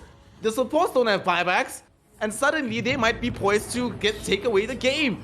What just happened? I was gonna ask you that. I have no idea whatsoever. I think there's still even 1 gem sitting on the ground, even though there's 3 on the side of Neptune Gaming. So yeah, they'll be able to recover 1. But just a side note, because they're still having issues, Kaiko also is gonna need to buy back. As alright, maybe not. That's a free kill, but Ash will be traded for it. Buybacks from both mids. A Seed gets the BKB out, a refresher of his own now with a shot, and now Fonte inside the Wukong's command. There's no way they can fight through that. Seed has to walk away, but they're just trying to kill the Ancient with it. Oh god, they might be able to do so. Kaiko blinking in off the cover of his own BKB, trying to burst him down. A Nightmare save, not going to be enough. On to the next one. That's a Lycan. Credit it down. White-Gen, no, there's no way you can kill the Ancient. How is this game still going? White-Gen is going to fall too with the Dissimulate stun. Oh! And he bought back. And that's a dieback for the Queen of Pain. Oh my gosh! They did it again, Snare. This game is crazy. I love watching SHENZHEN, honestly. This team is awesome. Ash, what a player. Somehow, without Kalkyo being alive, by himself, delays them from being able to get into the base, forces the buyback out of the Queen of Pain, keeps the game going, and the decision that they made to give him the Aegis in that last fight sort of sets up for everything that we see now. Because he ends up giving up the Aegis, but not having to buy back the second time around. Because he didn't have buyback. Let's remember this. He already committed it. So had that situation happened, it would have been really, really bad. But SHENZHEN, they're still in this game right here. And they're going to turn this around. They're coming up the high ground. They know there's no buyback on Quap. They know for a fact that the Wukong's command has not just been committed once, but twice. Refresher was also used in the last engagements. So the big spell that they've been afraid of is no longer available. Was this the outplay? Did they lose these fights on purpose to make sure that there's no Wukongs when they push? Either way, they're in the base now. And they're forcing it out. They're about to win the game here, Dragon Drop. I've thought that like half a dozen times so far this game, so... not sure if the game's over just yet, but certainly in a decent spot. Fonte in wolf form trying to burst down the Kaiko. Will be able to do it once. Can they do it twice? He gets a blink out. Outside of the Wukongs. Bit of extra control there from Ash. They did get the racks though before they were poking the tier 4, so they already got something. Still 25 seconds on the clock for the Quap, so they can finish up this top tier 3 at the least. They can get the Megas here, then they'll be very happy with it. There's a Rapier, by the way, on Wraith King. Haven't talked about that yet, have we? Oh my gosh, what? Kaiko bought Rapier as well. Yeah. Alright. They get Megas now. You know what? My mind just gets taken back here, Dragon Drop, to the moment when Neptune Gaming were in the enemy base. They'd taken the mid lane of Rax, and then they went through middle, didn't decide to go through the top lane to take the second lane, and now they've been megaed. They haven't been able to do much except get the second lane of Rax. The fights that they've taken, the one miraculous fight that really looked like it was going to turn the game for them, SHENZHEN outplayed them inside their own base. Fonte came so close to winning the game with Wukong's command to protect him while he was hitting the base, but wasn't enough at the end. And now Neptune Gaming have to play against Megas. Even the way Monkey King has itemized hasn't been prepared for this kind of situation. But they might not give them the chance to get Megas. They're going back in. They're looking for the Queen of Pain. And White-Gen is gone. In the blink of an eye, taken away by the side of SHENZHEN. They're looking for Seed as revenge here. But Refresher Aeon Disc, baby. You can't kill us through this. Soul Bite back onto the Monkey King and the Lycan. They can do nothing. that they set up now for Ash to be able to go back in. Will he be able to find the stuns that he needs? They actually don't even want to take the fight. They're leaving Kaikyo to right-click these supports by himself on the outskirts. Hui now in a lot of danger. One hit from Kaikyo takes away 80% of his HP. Fonte finding himself completely isolated and alone in this lane. He dies, no buyback. That has to be a drag and drop. That has to be the game. Surely! I think SHENZHEN has done it. Surely they're going to win the game now, right? And they do indeed. Damn! Wow. What the hell? What the hell? What the hell was that? Wow. Oh. That's was Dota 2. That was Dota 2. Exactly. That's the best way to summarize that. Dota 2, ladies and gentlemen, first game of the day. We already get a banger like this one. And that's all we could hope for. SHENZHEN once again proved that they are a force to be reckoned with here. And by the way, did you see Lion die? He had an Aeon Disc, by the way. Yeah, and he died through the Aeon Disc, right? It's on him. And Kaikyo hit him. He's like, sorry, I don't really care about this item right now, right? It doesn't matter to me. We have a situation in this fight where the fight is, they are in such a good position, right? That Ash can literally draw away 2 heroes. You spoke about it in the draft even, that Soulbind against either Lycan or Monkey King is really good at being able to counter their mobility. And not only was it good against them, it was good against them both together, keeping them in one position. As we now go back into this game, and so many wild things happen. Kaikyo stealing his Aegis. What Remember a player. that? If he doesn't do this, the game might have already been over, right? Night 2 might have been too far ahead, but he makes the play, makes the read, allows them to turn the game around already just from these small decisions that SHENZHEN made. And Lycan, sometimes it felt like he was just too greedy for these kills. Imagine he doesn't die here as well. Then Kaikyo doesn't have the freedom to just easily right-click Bane and get a bigger advantage in the river randomly all of a sudden. Yep. It was the first time, and the first time I was trying to run down Seed, but the Spirit Siphon was a bit too strong. Because of the multiple Spirit Siphons as well, because you can also use it on the creeps, of course. Multiple units. Yeah. Also the Helm creep also is going to give you a lot of health back, because those Seeds, he dies once, I believe, eventually, and then he buys back and dies again. Yeah. One of the more disastrous fights for SHENZHEN here. Yo, fights like this and they still won the game. I mean, we see here the Simian Wolf for Fonte running forward. They take out this first life. Seed buys back, gets nothing. Like, look at Hui's positioning. Just immaculate there from the Lion. Ash does get the kill afterwards, but who cares? He's already done his job and forced the die back. Kaikyo just realizing Ash has got a good chance of finishing off the Queen of Pain at least, so he takes over the Nightmare. Mm-hmm. Then let's get Fonte here too, but then still have the Jingu Q stacked up. Oof. Even forgot about that play with the Bounder Strike, because he could have easily died here. Yeah. And suddenly the SHENZHEN aren't even worried about losing Seed in this fight, right? Then everything turns around onto them. And here, how did this happen? Look at Gogo. Look at Gogo. Look at our boy Gogo here on our Bane. So big Sonic Wave. Ash jumps into the fight, going in and out, but the positioning of this Bane, he's just waiting, right? He's literally not casting spells. He's in this dead spot right now. And these supports, their movements, keeping out the correct targets and making sure that they don't have easy access to this Aegis anymore. Even that Lion, did you see Lion blink on Seed as he was kind of trying to make his way across to the side? He was protecting not his cores, he was protecting his Bane. Because they realized that Fiend Scream is so important in this situation. What a second life for Wraith King, like he had to go back in there. Here's the disastrous fight where Fonte got caught. Oof, this was the painful situation. Immediately, he's the first one that dies, 100 to 0s. And look at what SHENZHEN do here. They do the correct thing of, as soon as they realize that they got a buyback out of this Monkey King, they could have chased the fight more, but they're like, why? We already know he died back, but here's the game-changing fight. It really felt like everything could end here. If they don't have this Aegis, this game was just wow stuff, honestly. Yeah, gets away. Kaiko drawing a lot of the aggro here. Blue tank. Ash, he'll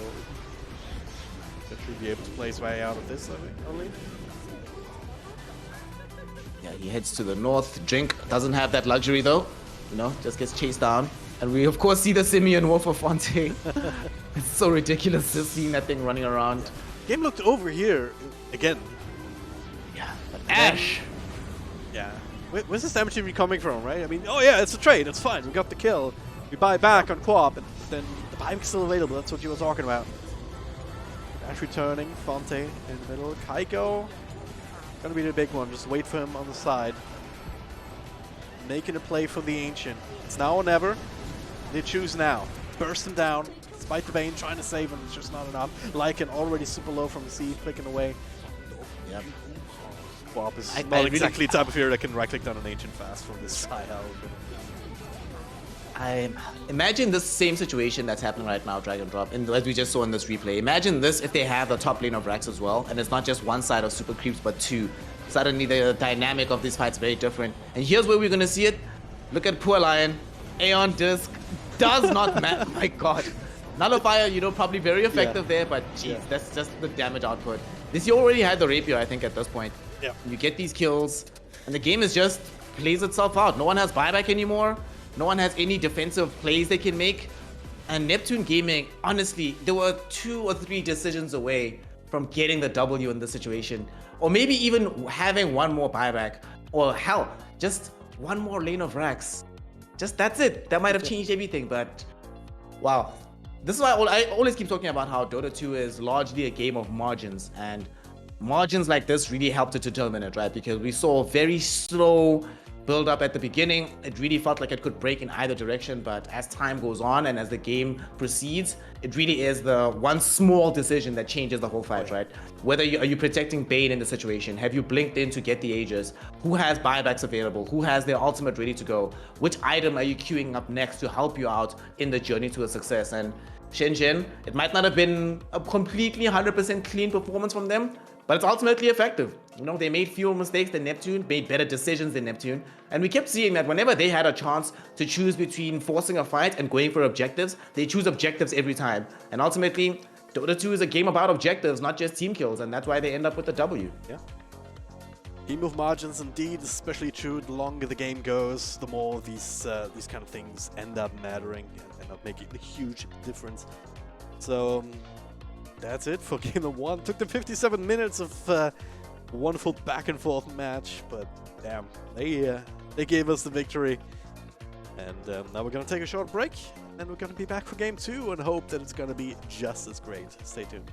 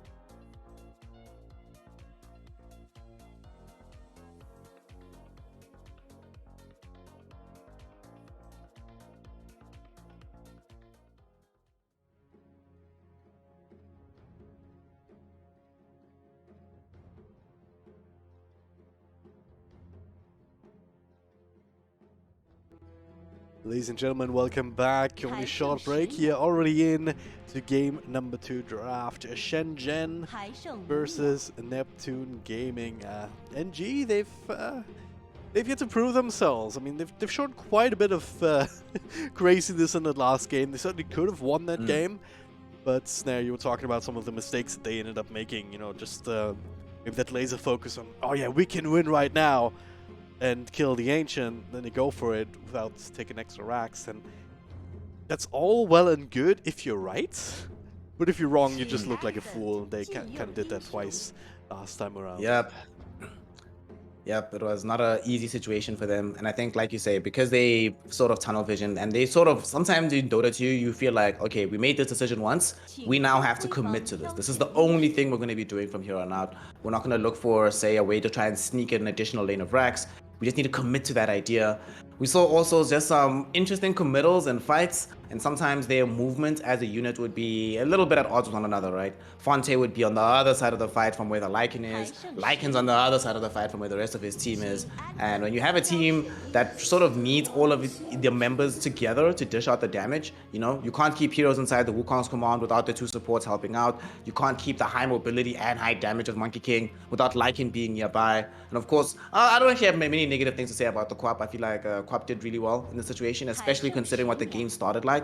But at the end of the day, they needed better synergy, they needed better cohesion. So I'm hoping that they can do that with the draft, make it a little bit easier for them to play, and leave them a little bit less reliant on having perfect execution every single time in their fights.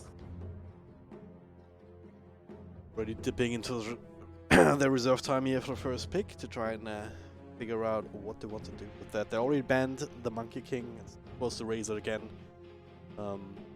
Razor also banned out of the first game. SHENZHEN has had some success with that hero, so it makes a lot of sense to take that away. Yep. Once again, showing that profit. It's not always been like they've not always been able to use that hero the way that they wanted to early on. Wanted to turn fights around with it and whatnot, but there was just not enough bursts or not enough sustain on their side rather. Really make that happen and take these extended engagements, but they still got a lot of value out of that in the later team fights as well as, of course, with the pushes. Yeah. Snapfire comes out. Banned in the second phase last game. Is this Snap tied? We haven't really seen either of these heroes all that much just yet, but in a lot of other regions, that combination of heroes is often picked in the opening too, sometimes in response to these larger team fight heroes. I also am glad that they have some damage from afar, right? Last game they had damage from afar with the Lion. Definitely they would not have come close to winning that game if they didn't have the Lion doing his thing.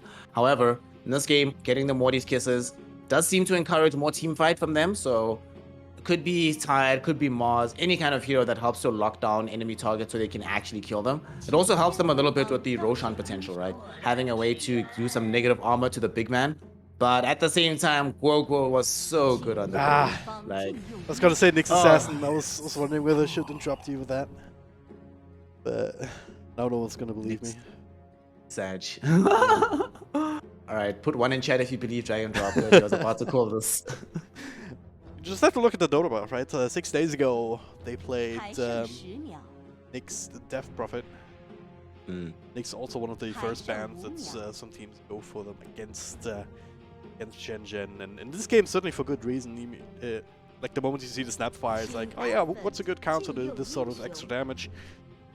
Nyx Assassin's by Carapace, you just sit there and can cancel that from wherever you are. Yeah.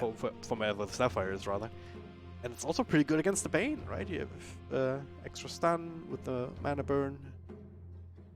Another cancel on Fiend Script. If that one will require the stun, though. I mean, given what we saw in the last game and how effective Gogo was with his positioning, especially, definitely like the Nyx here.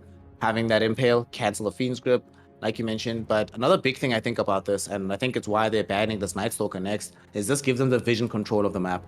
We saw in the last game just how important it was to continue to maintain dominance of vision. And when we look throughout the game itself, you know, some of the periods of waning of strength between the two sides kind of had to correlate with where their vision was on the map and if they could play effectively around it.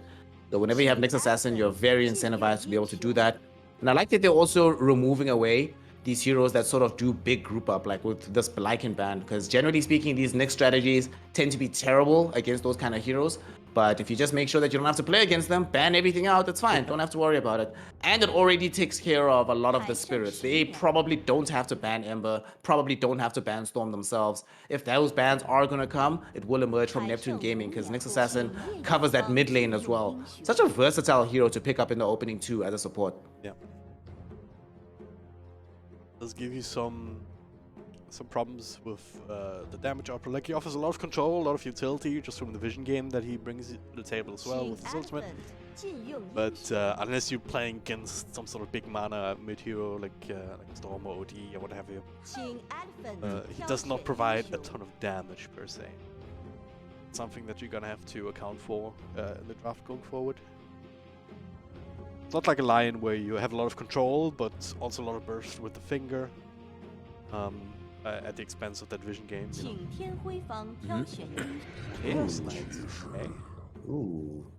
This hero, I actually think that this hero is a little bit underpicked right now, the CK. Yeah. I think that passive especially, Chaos Strike, is so good in the laning phase especially, but as you scale into the game, unless the opponent has effective wave clear, you can be a monster in team fights and just show up, burst down these targets. Even tankier heroes like DP don't really always have the easiest time surviving the sheer output of physical damage that comes in from this hero. So one thing I also love seeing whenever I do see CKs in the game is when the supports around him can enable him in some way. And both Bane and Snapfire can certainly make that happen.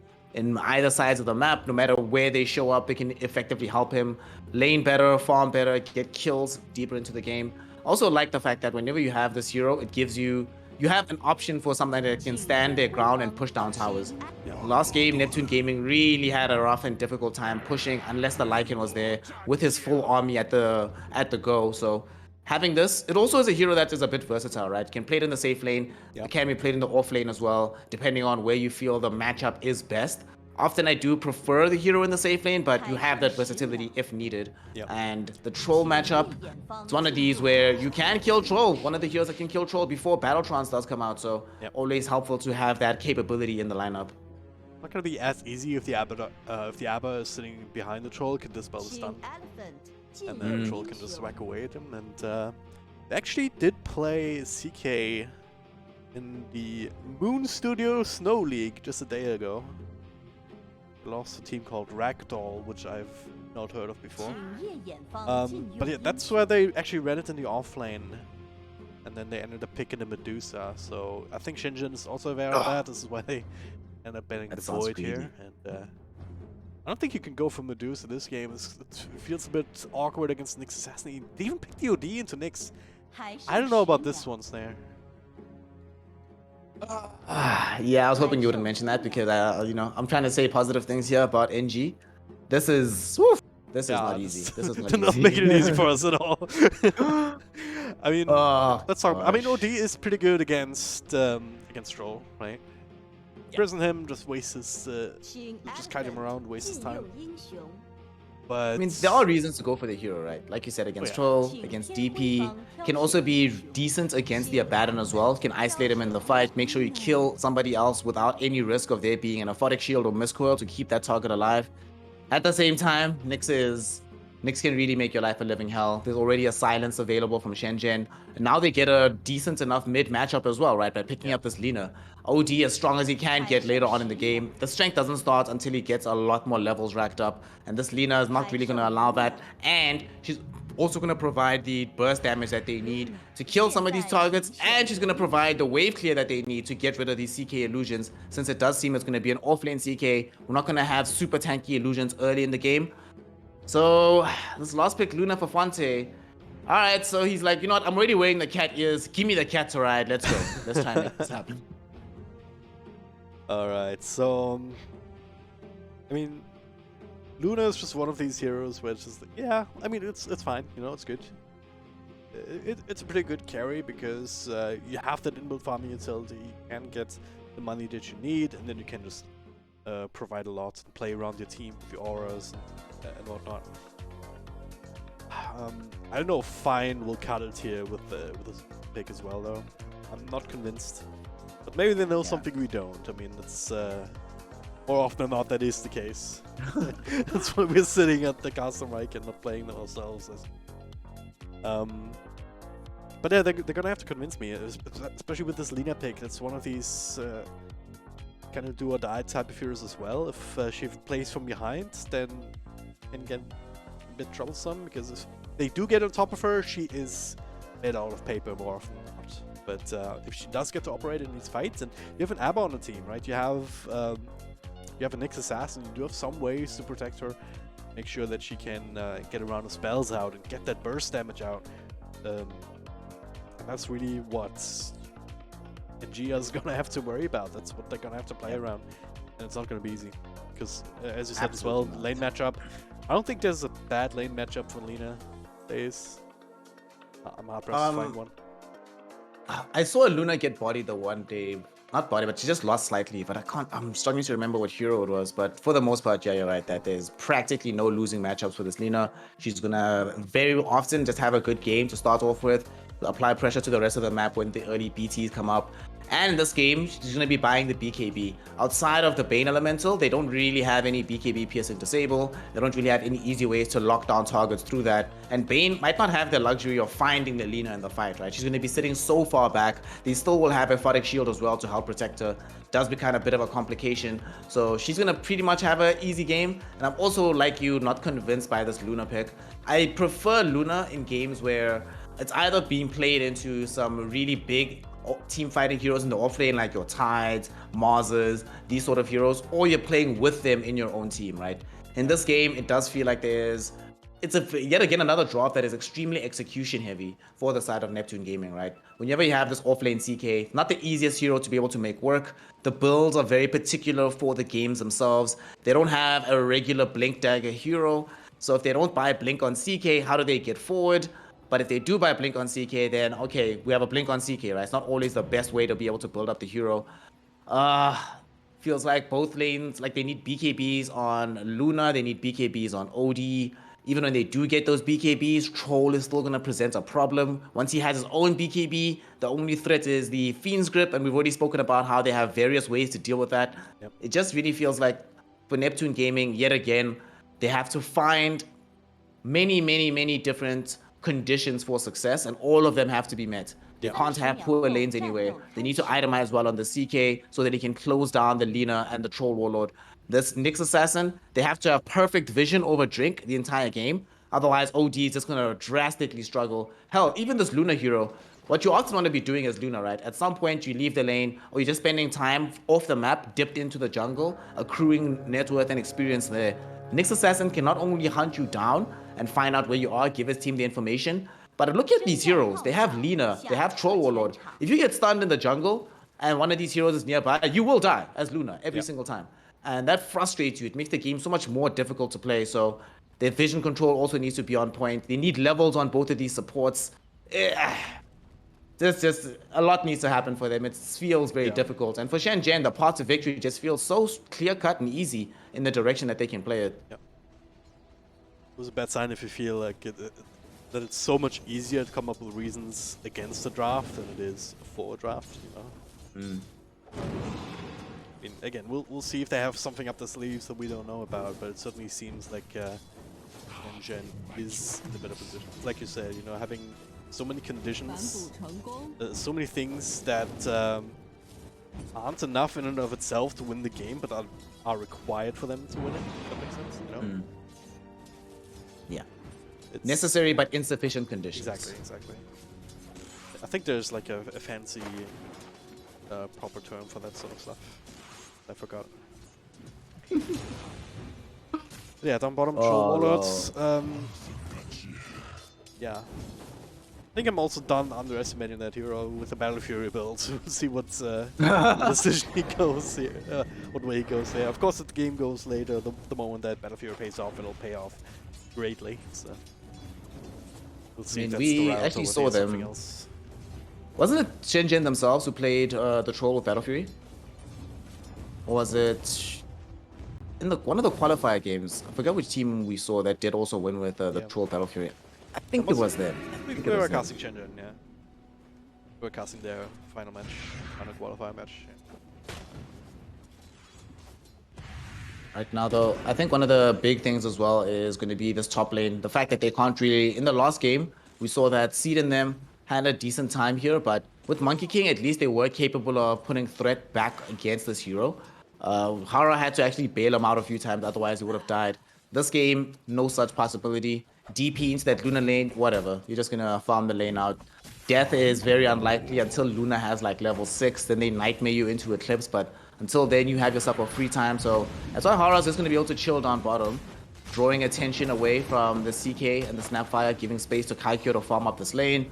They don't really want to approach him too much, and given that this is going to be a CK game and they definitely want as many options for dealing with these illusions as possible, they might decide to just go Battle Fury straight up again, and you can definitely see it, right? Because I already feel like they'll be okay fighting in the mid game, and late game they need a way to make sure that they have somebody capable of challenging the Luna. So build up the items, get the farm that you need. Don't worry about it. Between Death Prophet, Lina, Nyx Assassin, your team can still take fights without you. Yep. I think that's going to end up as Ash misses the LSA, but still helping to secure the range creep with that. About to have a bit of time in mid, you would think. 13-3 to the 9-2 of UD at the moment. And sneaking away the boundary rune if you look at the minimap, so that's always nice.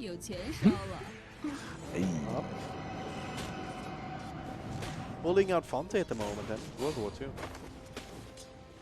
Yeah, Fonte just going to be forced to farm as close to tower as possible for a large portion of this game. What can you do in this situation? And I'm really worried that like this mid lane is going extremely well. I mean, we expect it to go well for Ashe on this Lina. Down bottom, they can't really do anything against Kaikyo, so you have a free time yourself, and you're getting a lot of CS for this Troll Warlord. They're going to try to get aggressive out onto this Abandon. Fire Snap Cookie flies forward. Do they get the kill? No, the missed chance from Kaikyo. And now suddenly they need to turn onto CK. AE trying to run away, not going to be able to do so. And Kaikyo is not only farming creeps, he's farming heroes. He wants another one. Looking for Hui Hui as well. They got the slow, thanks to the whirling axes. Is it enough for a kill? It is, with the aphotic shield bursting onto Hui Hui.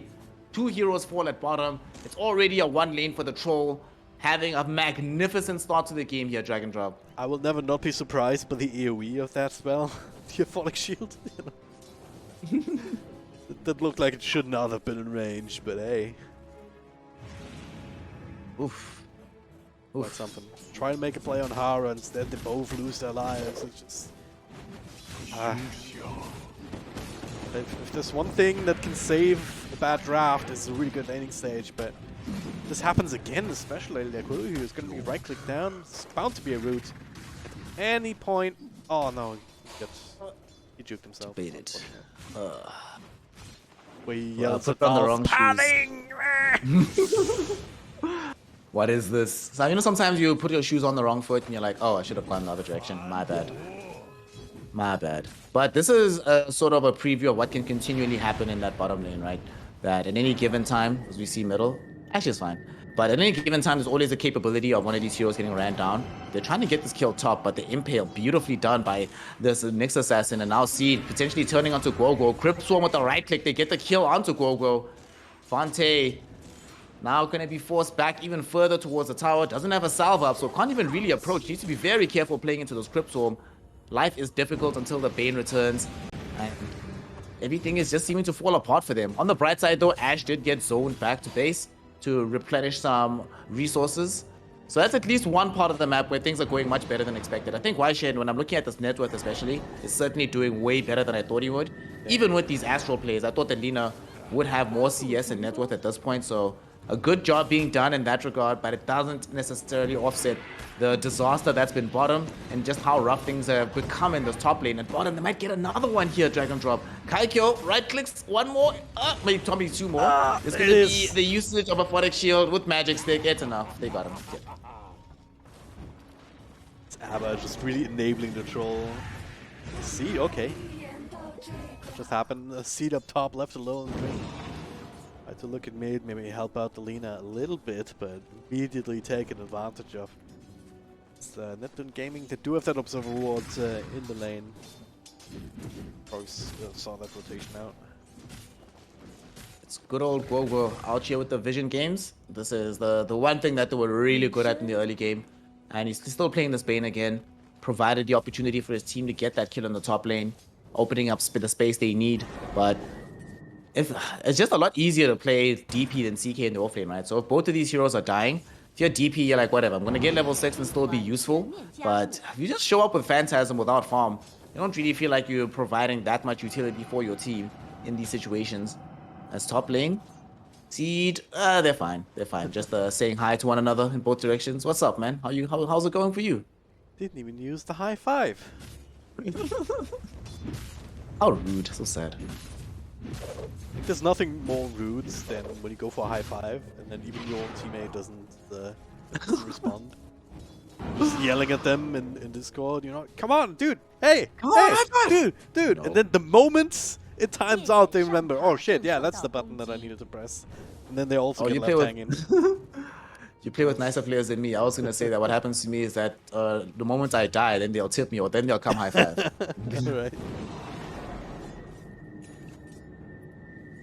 Drinker's been spending an inordinate amount of time just positioned around this mid lane. They really want to find a kill on YSHEN. It worked out for them in the previous game.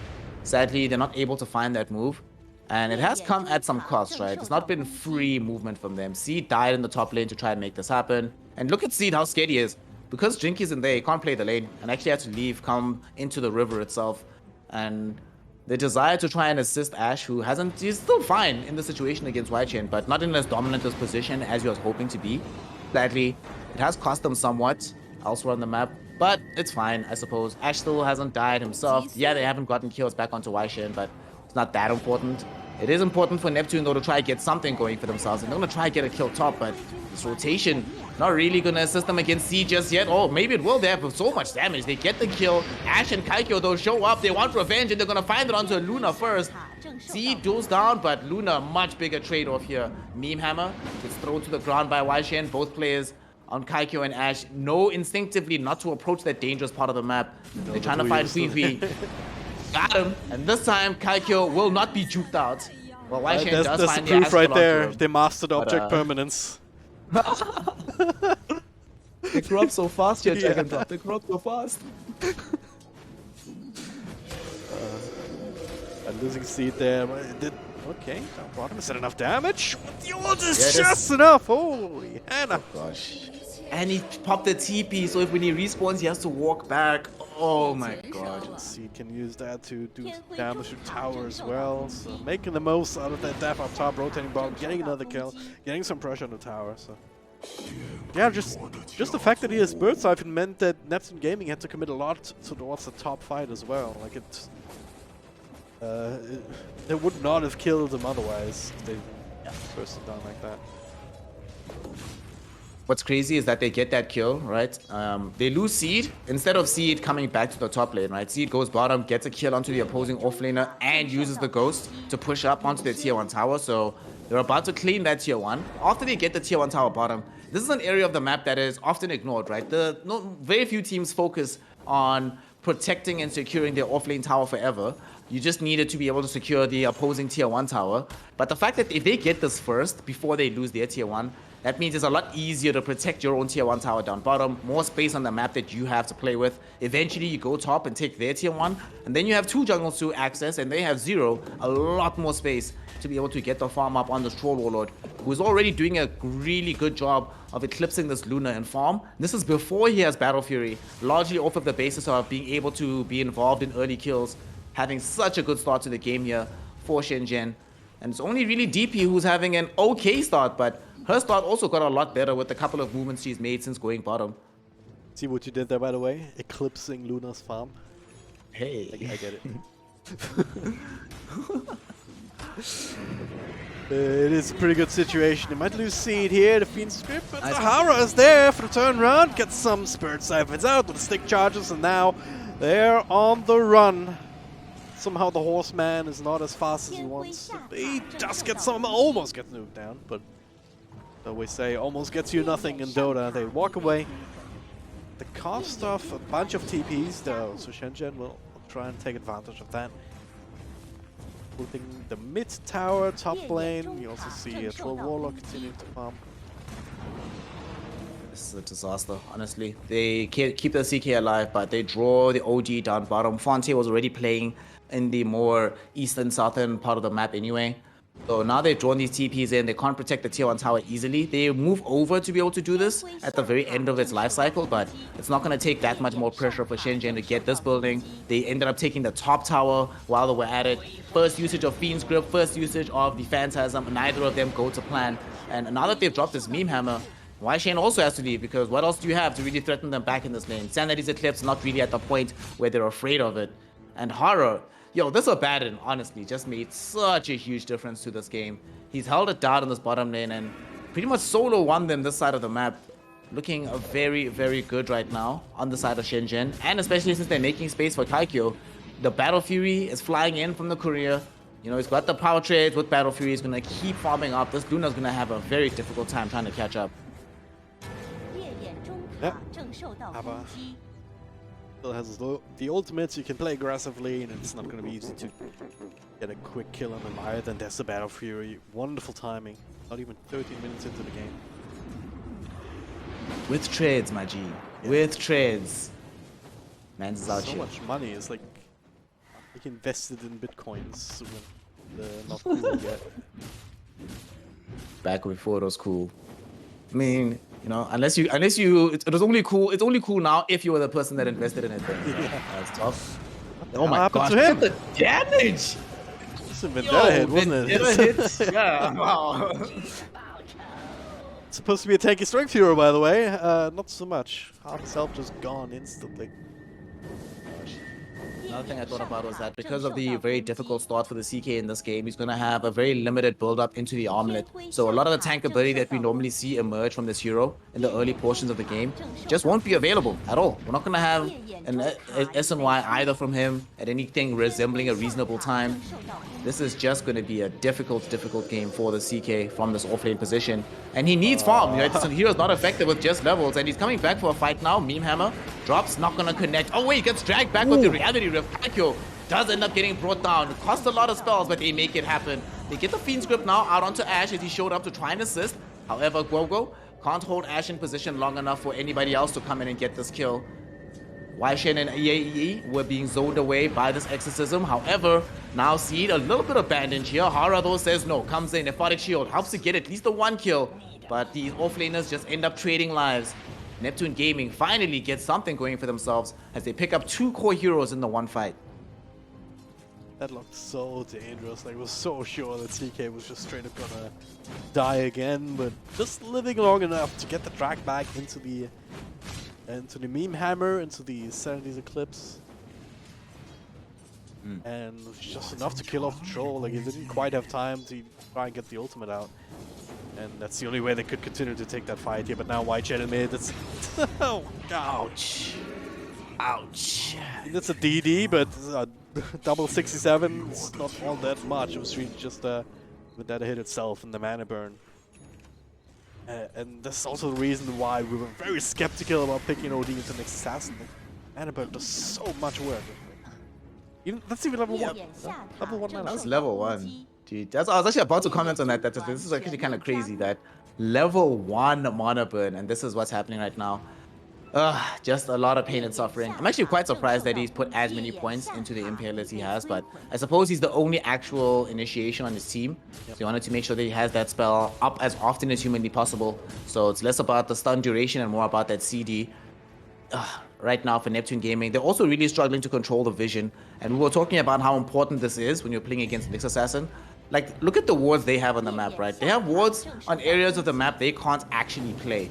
And that just is not good enough when you're playing against a hero like Nyx. You need to have the wards on your map where it's both protecting you. I mean, they have sentries everywhere, but we saw that where the Nyx just got this kill was close to where the sentry was, but because they don't have an observer nearby as well, you can still make some surprise plays as this hero. Neptune Gaming really have their back against the wall here. 4K, 5K gold lead, in fact, for SHENZHEN. And it doesn't really feel like they have easy options to easily recover here. We offlane have a CK just buying Orb of Corrosion. We're very far away from him having Armlet or Blink or anything that'll help them in fights. This Shen OD is going for the 4-staff into Ags, but kind of feel like he's going to need BKB at some point as well.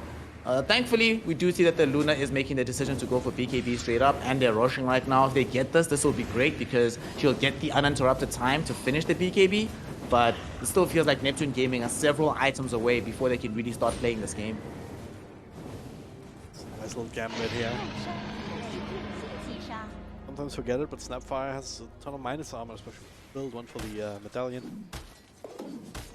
Between that and the extra damage from Luna, yeah, they can actually take Roche very, very quickly, and SHENZHEN not ready for that at all. So yeah, boom, they certainly need fun. Oh, unless they just lose the Aegis, he immediately drinks. Gonna try and make it happen. LSA, nightmare save, but not quite.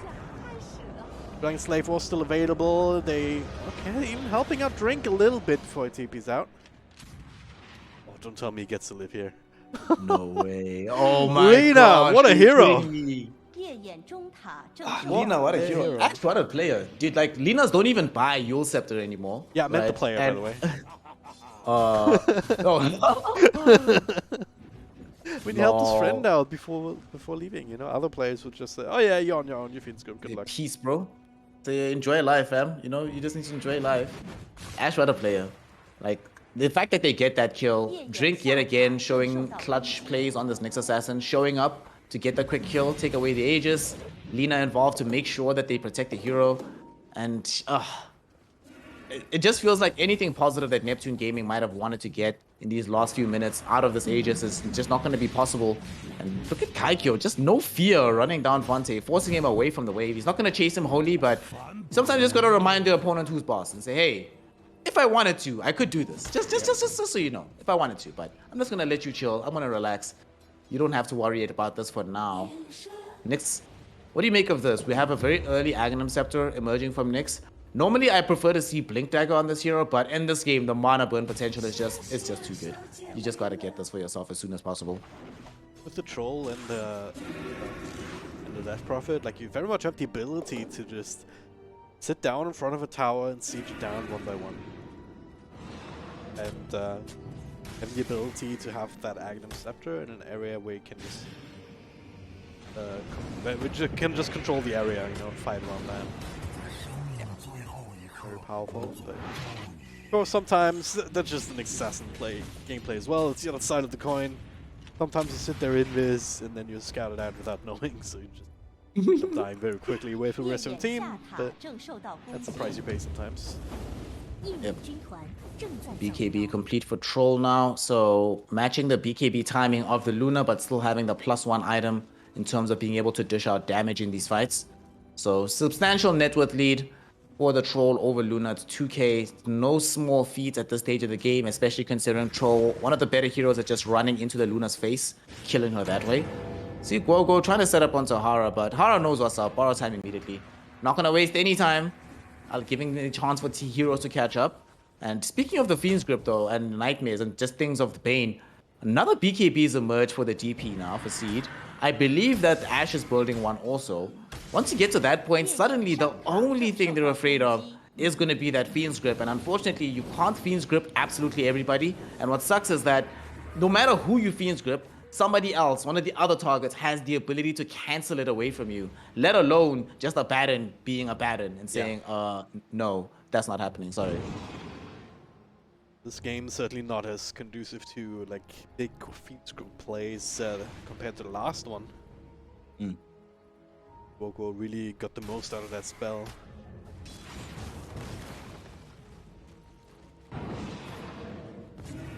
Down bottom goes well. Looks like you want to bring down T2 bot.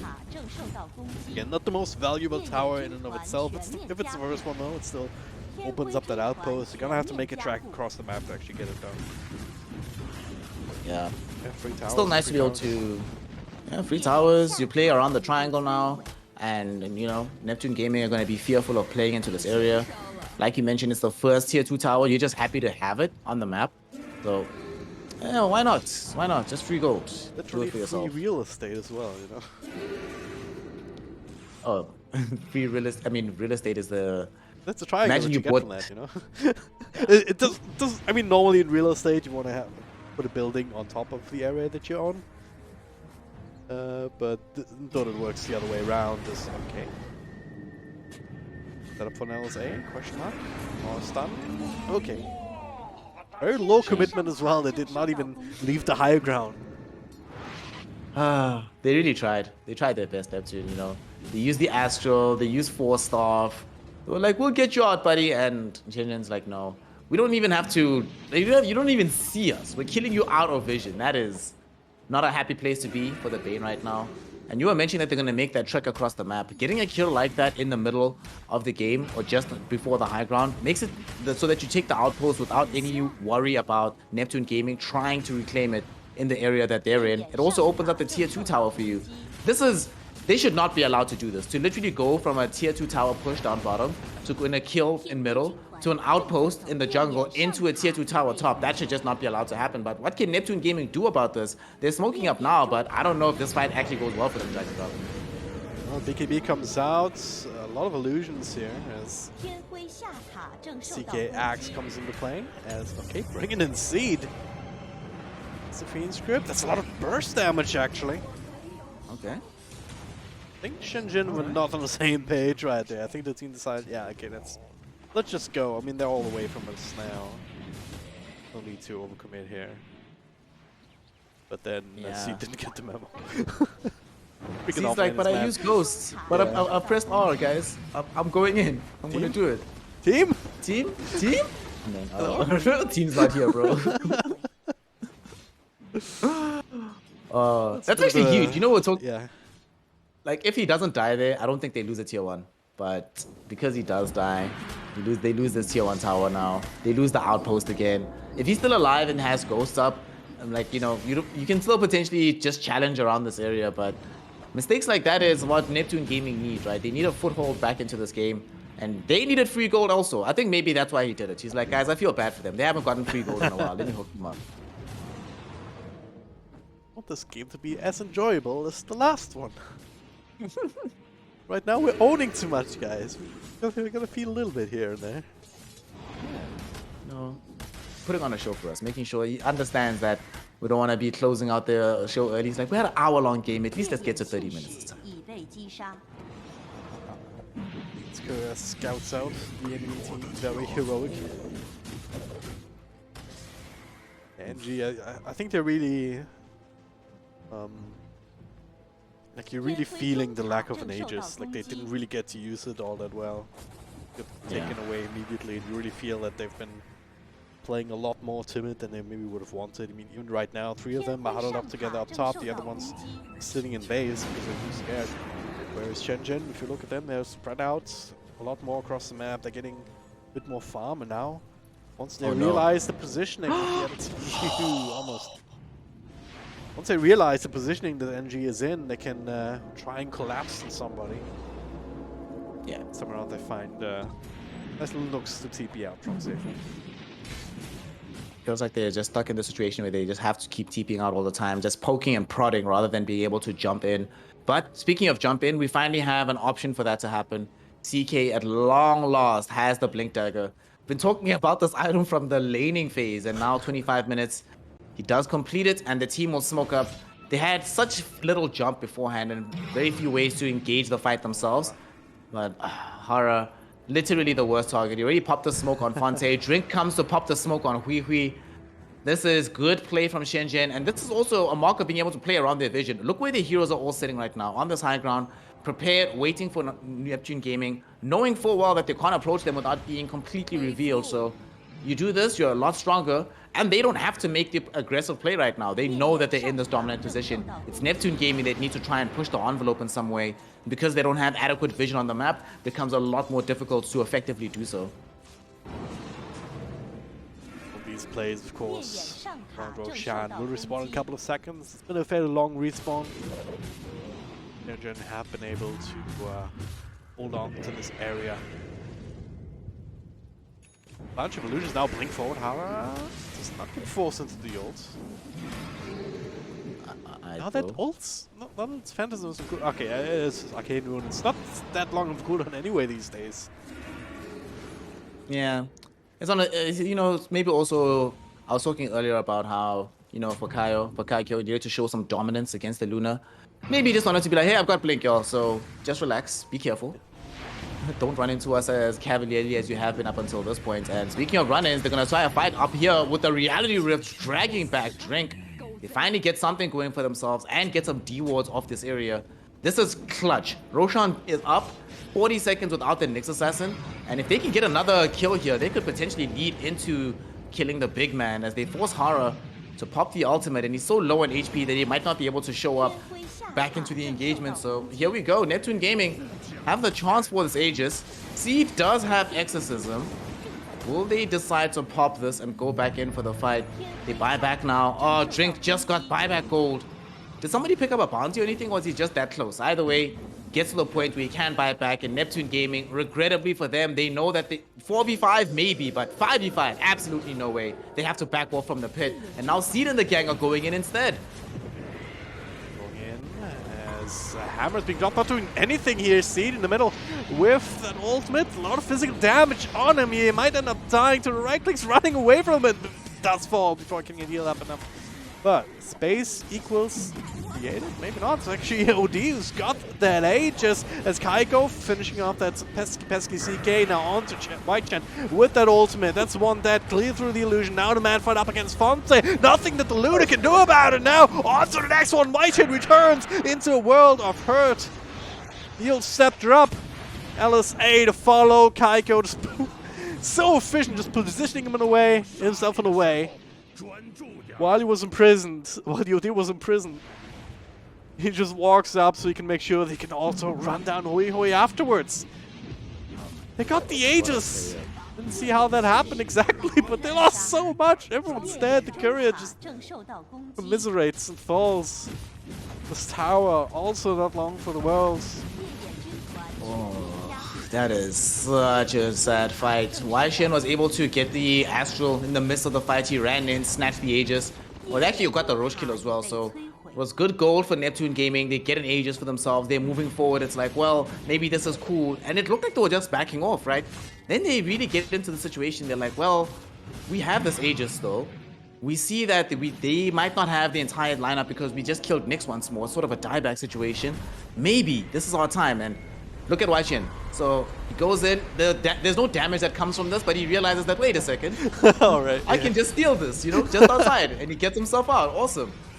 But everything else just goes to hell. I think that the critical part that went wrong is right here. They see Kaikyo, they're like, he's so low on HP, guys. Let's try to bring him down. Let's try to go for this. I still have the Aegis, but forgetting about Battletrons with BKB comes right back up to full. And look at this damage coming out of this troll all by its lonesome. Like, the Lina does help out somewhat on the edge of the fight, but it ultimately ends up not mattering at all. Kaikyo with that positioning that you mentioned, beautifully done from him. Also, I want to say shout out to Ash. I was talking about it earlier. Linas these days don't often buy the Yule Scepters, but it's been a clutch item and come in handy more times than once. This time around, it assists them in being able to get a full team wipe after losing the Aegis. That's the crazy part. Like you say, how did that happen? Yeah. Just how? But SHENZHEN, look how far ahead Troll is right now. 7k up on the Luna. How on earth is she ever supposed to be able to fight him? Yeah, I don't know. Who got the shot though? Was it Troll? He didn't buy it himself, right? I don't think he bought himself. Yeah, I think the Troll got the shot. Yeah. That CK did buy the shot. I don't know what it does. I should look this up actually. The CK shot, isn't that the one that does the Phantasm hit? Triggers an illusion. Chaos Ball hit, sorry. Right, triggers an illusion on hit. Yeah. Right. Weird things. I don't actually like the shot that much. One controllable Phantasm illusion. It's in the current level. Yeah, so he's full illusion. I don't know. I'm just trying to think that, like, we've already seen in this game that SHENZHEN firstly have no issue clearing out the illusions between having LSA, Dragon Slave, Crypt Swarm, the Battle Fury of the Troll Warlord. They have very easy ways to deal with the illusions, but also we've seen that whenever the illusions come out, immediately Troll just pops Whirling Axes and then there's no damage, right? Yeah. The CK illusions are doing nothing, so why add another another thing that's not really helping, right? And it's not like a small committal of gold. That 1400 gold could have gone towards the path to having BKB. Hell, could have gone towards another 4-staff. Could have gone towards a Ghost Scepter. Like, just items that I can imagine helping out. I suppose maybe this is just a cheap way to spam out the wave, right? When the creeps show up, you just throw out a Chaos Bolt, and that allows you at the very least to always have one up. One of these CK illusions in the lane, but that's a very expensive committal just to be able to have effectively extra D-push. Hell, I'd rather prefer he starts building into a Manta if the option is just to have a permanent illusion in the lane. Oh well, it is what it is. It certainly feels a lot better, I'm sure, to play the tier with that extra bit of utility. On demand for relatively cheap, but that might have been more game-winning items, but we'll see. Maybe it helps burst somebody down. I think maybe that's the idea that they have, just more illusions, more ways to try and burst down this Kaiko hero, this old warlord, if they can somehow get their hands on him in the first place. Without him being dispelled, or without him getting his BKB and ultimate off. That is a very tall order though, so with or without that shot. Yeah, definitely. With or without. With or without is the really problematic aspect of things. So what do we need here in terms of items to help this team recover? Luna is... Can she get away with Butterfly this game? She has Daedalus, so she went for this full damage, but it feels like she's not very survivable. I don't know if she has a Satanic queued up or in the idea pool. She's right now only queuing up the Eye of Skadi, but I could potentially see Satanic just to allow her to last through the battle trance. One of the reasons why we often see this Troll versus Luna matchup go poorly for Luna in these circumstances is Luna has no easy way to easily get back all her HP unless she buys Satanic. Troll, you don't really have that from the battle trance, but now you bought Satanic yourself, so how do you kill this guy? There's not enough chain disable that Neptune Gaming have. Even if he didn't activate BKB, I really do struggle to see how they would actually get him from 100 to 0 reliably in this game without anybody else getting involved. Unless he's like completely alone, middle of the map, nobody else around him. And even then, you're kind of hoping that he's hands off keyboard, because if he presses BKB, presses Satanic, presses Battle Trance, doesn't matter. They're 100% going to be able to keep him alive, and he probably stays alive while killing heroes in the process. Between Satanic and his own shot, the Rampage, which is also basically many old, kind of the way the old used to be, right? Gives attack speed to everybody, including himself. So basically, you have another mini ult for yourself with those two things. He also has a Skadi, by the way, so any sort of Satanic from Luna will not be nearly as effective. It just feels terrible to use Satanic when you're under the effect of Skadi. It's just not fun at all. Yeah. And I mean, this Luna, she's not going to get to her Skadi anytime soon, right? So the Troller doesn't have to worry about that particular impact coming in the opposite direction. He's closing in on being 10k gold ahead of the Luna. Just very scary. Smoke being broken, drink, taking the big place, gets dusted up. Alright. Just hiding. Don't mind me. Bye, Bane. Bye. Bye. Thanks for the gold. Shout out CK for having Ags to give us bonus gold. Thank you, bro. Oh my gosh. Bane can't be super high level, right? It's still like 130 gold at most. Hey, remember, Dota 2 game of margins. Yeah, exactly. You know, what if you were 30 gold short of buyback and now you have... right? Yeah, you're absolutely right. Oof, look at this win probability, 97%. That 3% is only because heroes like Spectre, Luna, Medusa are very, very favored generally by Dota Plus, so you always have some degree of possibility, but it's not looking good. It's not looking good. They have no areas of the map to play. Their triangle's completely taken over by Kaikyo and Hara. Drink has been breaking everything that they've been trying to do on the map. They have a gem on Hara. Sure, they have a gem on that side of Neptune Gaming as well, but even with the gem, they somehow had a Nyx Assassin break a 5-hero smoke easily, like it's no problem, walk away without even dying. This... You can't leave your base anyway to D-ward, and the gem is really helping you there in that sense either. Yep. Rough. Like, if Shenzhen does not straight up throw, for example, feeding seed here, trying to deal with these illusions. They're all walking at him. But guess what? The real heroes are also coming. That is Bean Script, Burst Down. The rest of the team not there in time. He's stunning up the hood, the Snapfire. Sorry, CK. Somebody had to die here, my friend. Somebody had to get left behind. And goodness, I mean, it was decent enough, right? They got a kill on Seed. They do it without any real reprisal. It's a trade. Looking at how far ahead Seed is on top of the CK, it's acceptable. It's fine. Yeah. It's not great, but you'll take anything that you can get at this point. And on the bright side, they got the Snapfire out, right? Like you mentioned, he got caught with the Spy Carapace, but ironically enough, Troll Warlord got body blocked by too many creeps, so he couldn't get past them. And he's so big at this point, he doesn't like have he had the phase already out, so what could he do? If he had phase boots, maybe, but with power trades, can't really find that kill. Well, so Snapfire has a blink now, so maybe a bit ability, but no ways to like blink cookie somebody out of trouble, but it's not gonna do the trick against a Troll Warlord if he's on top of somebody. Yeah, and he's going to be able to get on top of you really quickly now. He bought the Swift Blink, sold his power trades to make sure he has the gold for this. So mobility for the Troll is no longer going to be an issue. Like, that's just going to be so scary, right? It's one thing when you have a Nyx Assassin coming out of nowhere. It's quite another when this Troll Warlord suddenly right in your face and you had no vision of him beforehand. Just a terrifying situation. We also have now some new neutral items emerging and some very scary ones. Ninja Gear got picked up, but the Stormcrafter. How on earth does SHENZHEN get a Stormcrafter on top of everything that they've already got for themselves? So Yule's on one, Stormcrafter on another. Game is nice. Very easy to set up onto Neptune Gaming now. Yo, drink. There, question mark? Or maybe it's just a bait. And so far it's a kill and not a bait. Unfortunate. Oh, Astral onto Kaikyo. There's no way that this is a serious Astral, right? That's a hero spot. there was no way. It would have just straight up lost the game if they tried to play that. Yeah. It's all I can hope for right now that SHENZHEN is just slightly too far ahead on one hero that you can burst down and then get away. Yeah. That's the only thing we can hope for at this point. That's SHENZHEN. Just enough to slow it down, but SHENZHEN was not interested in going high ground right there anyway, because if you look at the rush timer, it's about to come back up.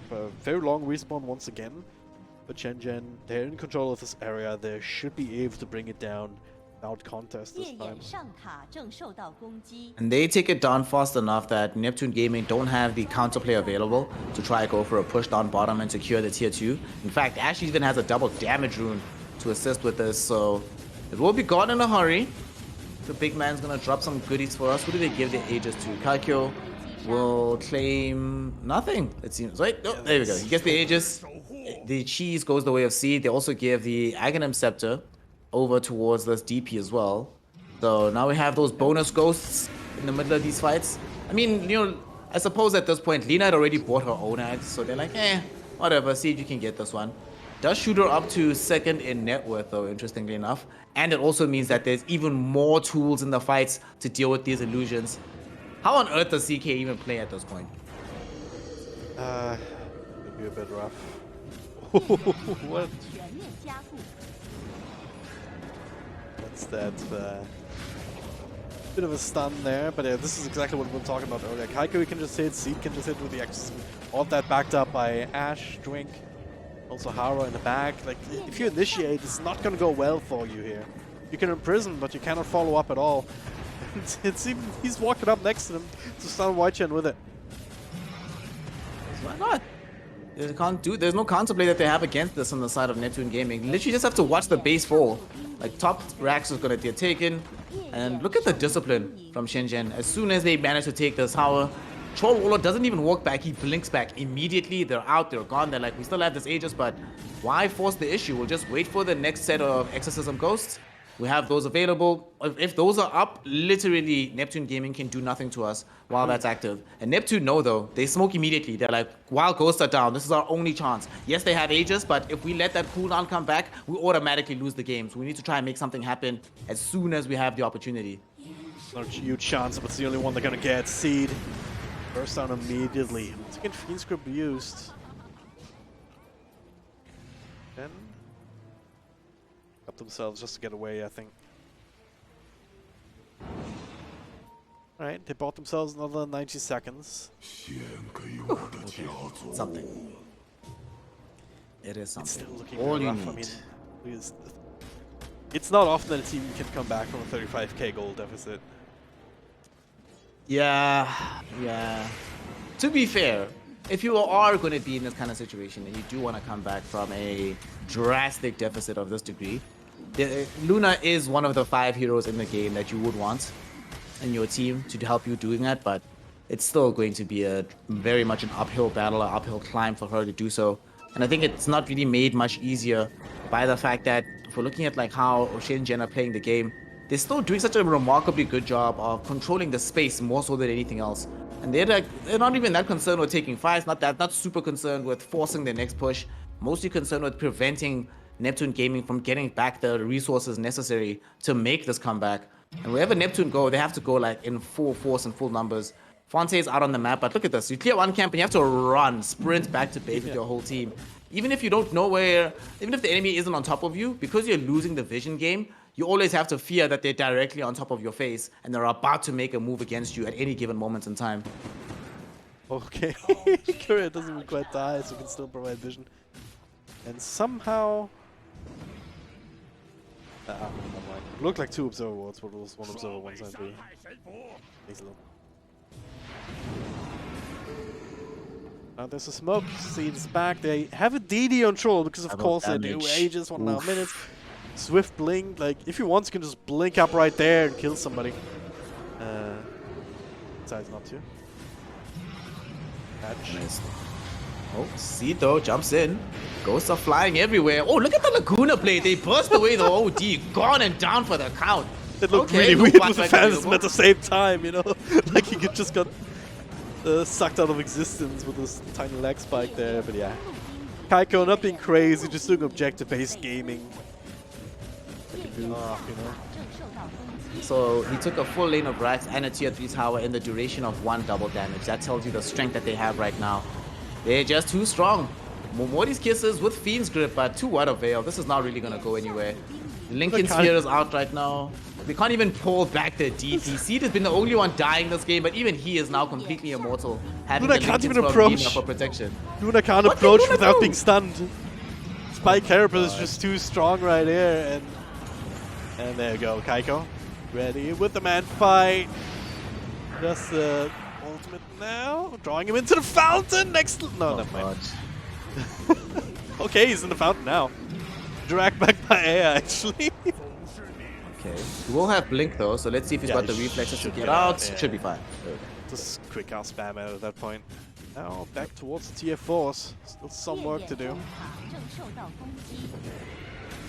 Ultimate Seed.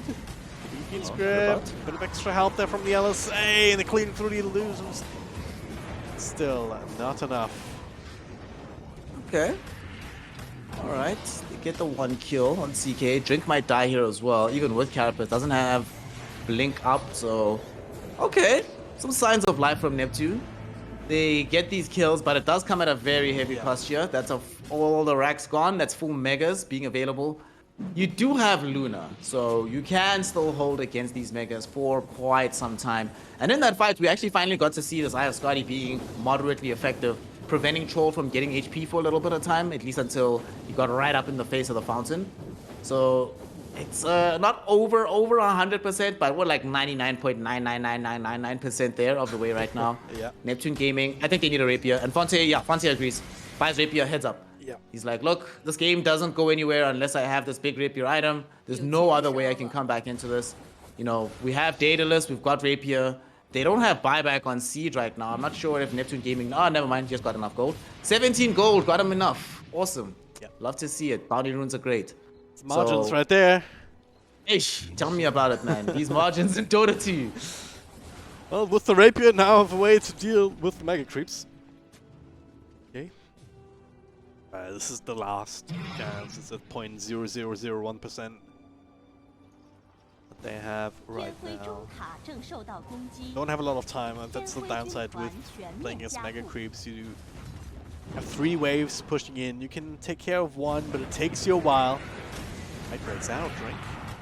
Get to burrow here, Kaiko. Right-clicking away at Fonte. Oh. He needs to leave. He needs to get out. That looks a bit weird. Oh my god, he was inside the imprisonment, but it's not enough.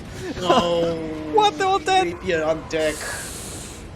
I was super confused there for a second. What is happening? Why is he moving? Why is he not having his name anymore? Like, what the hell? But of course, it was the thing from the OD where you can move inside the imprisonment. But it was not enough. I mean, Troll right on top of you. There's no way to get away from him. Not when he's BKB'd up and ulted and everything that he wanted. It's just nothing. Oof. That was just such a painful situation at the end there. Unfortunately, they had the Rapier, they had it available. But on Fonte, they tried everything, right? They tried Astral to use that. They tried using Fiend's Grip onto the Troll as well. They used 4 stops. They did everything to just try to buy space for Fonte. Fonte knew he couldn't even turn and fight, even with Rapier, Daedalus, all of these items. It won't help you in that situation against a Troll that's big. And what really sucks, right? And this is what often happens when the game becomes about Luna. Because the game was at that point, she's the centerpiece. Yep. Even if Kaikyo died there, very unlikely. But let's imagine a world where that Troll Warlord dies, right? It's not like they lose that fight. It's not like they don't still have this crazy strong Lina that's nearby, right? Able to throw out spells. In fact, Lina's the one that got the kill onto Fonte, whilst the Troll Warlord is being chain disabled with every single spell in the game. It's not like they still don't have Seed, who might not have been in the position to do as much with the DP, but still, they had very much difficulties fighting through Seed unless Seed was 100% alone. Seed can still be effective with the double Spirit Cypher, the Exorcism Ghost, with the Ag's damage upgrade, which we already saw in some of these fights. So they end up losing out anyway, even after committing every single spell that they have access to onto the Troll Warlord. And the game is just too difficult. And this was so great for them, right? They thought, great, this is awesome, we've gotten this kill, but honestly, the pain started here. Losing Fonte this early on, sort of, I think, was a harbinger of what this game would look like. It takes you guys on Neptune Gaming a massive amount of commitment to kill one of our heroes. It takes 3 or 4 spells from us to kill one of yours. And one of yours is often core heroes when we're doing that and making that happen. So, very difficult to be able to play out under these kind of conditions in this game. Yeah, I mean, they just had, once again, this very good start in Game 2, like they did Game 1, except this time around they did not allow Neptune Gaming to get anything in the mid-game whatsoever. I mean, this OD pick as well, we've been harping on about it. Did it ever do anything? I've never seen a single imprisonment into a hammer combo to try and set up a kill. They've never really been able to use it to push effectively. I mean, there was one time, I believe this might have been actually it, yeah. Where Kaiko actually gets bursted down with the hammer, could not get the ultimate out. Yeah, dragged back into the meme hammer. That was the one good fight with it. And then the hammer, just a little bit too much burst. Yep. That's about it. I mean, other than that, I've not felt the impact of that hero whatsoever. It also really felt like, unfortunately, because he was playing that hero in Selena, the hero, she got a bit too farmed too quickly. So you had the situation where even when you were dropping hammer onto both her and DP, there was very little damage to come from either of them. And to make it worse, BKB always up, it felt like, on the Troll. And this was at least the one little sign of life where they got lucky enough. The Roshan dies outside of the pit. Shen is able to snag away the Aegis. But the joy turned to misery very, very quickly in their mouths because they thought, this is awesome, this is great, let's go fight with this Aegis. Not really taking into account how strong Kaikyo was. And I think here's really where, I think after this fight, they started playing a lot more defensively because they realized, my god, we don't have any answers. We're too far behind. Like, Fonte needs to farm for like 10 more minutes, uninterrupted, whilst Troll is barely farming for us to have a chance of catching up. Because otherwise, just look at him go. Just solo here in this fight with himself and Ash. Very difficult for Neptune Gaming to deal with. And Kaikyo had just a monstrous performance on this Troll, honestly. It was, you know, I'm glad that early in the game, before it even started, you were already saying that you're past being skeptical of Battle Fury Troll because this was an amazing showcase of this. I'm not doing that again. I mean, even after the last game that we witnessed it, but this game also showed it. I mean, Especially when the enemy team does not have the ability to go super fast, either because they don't have the draft or because they just did not have the lanes. If you have enough time, if you're uninterrupted with farming on shore, and he's got a perfectly timed battlefield that's up to sub 13 minutes. And I mean, look at his net worth right now.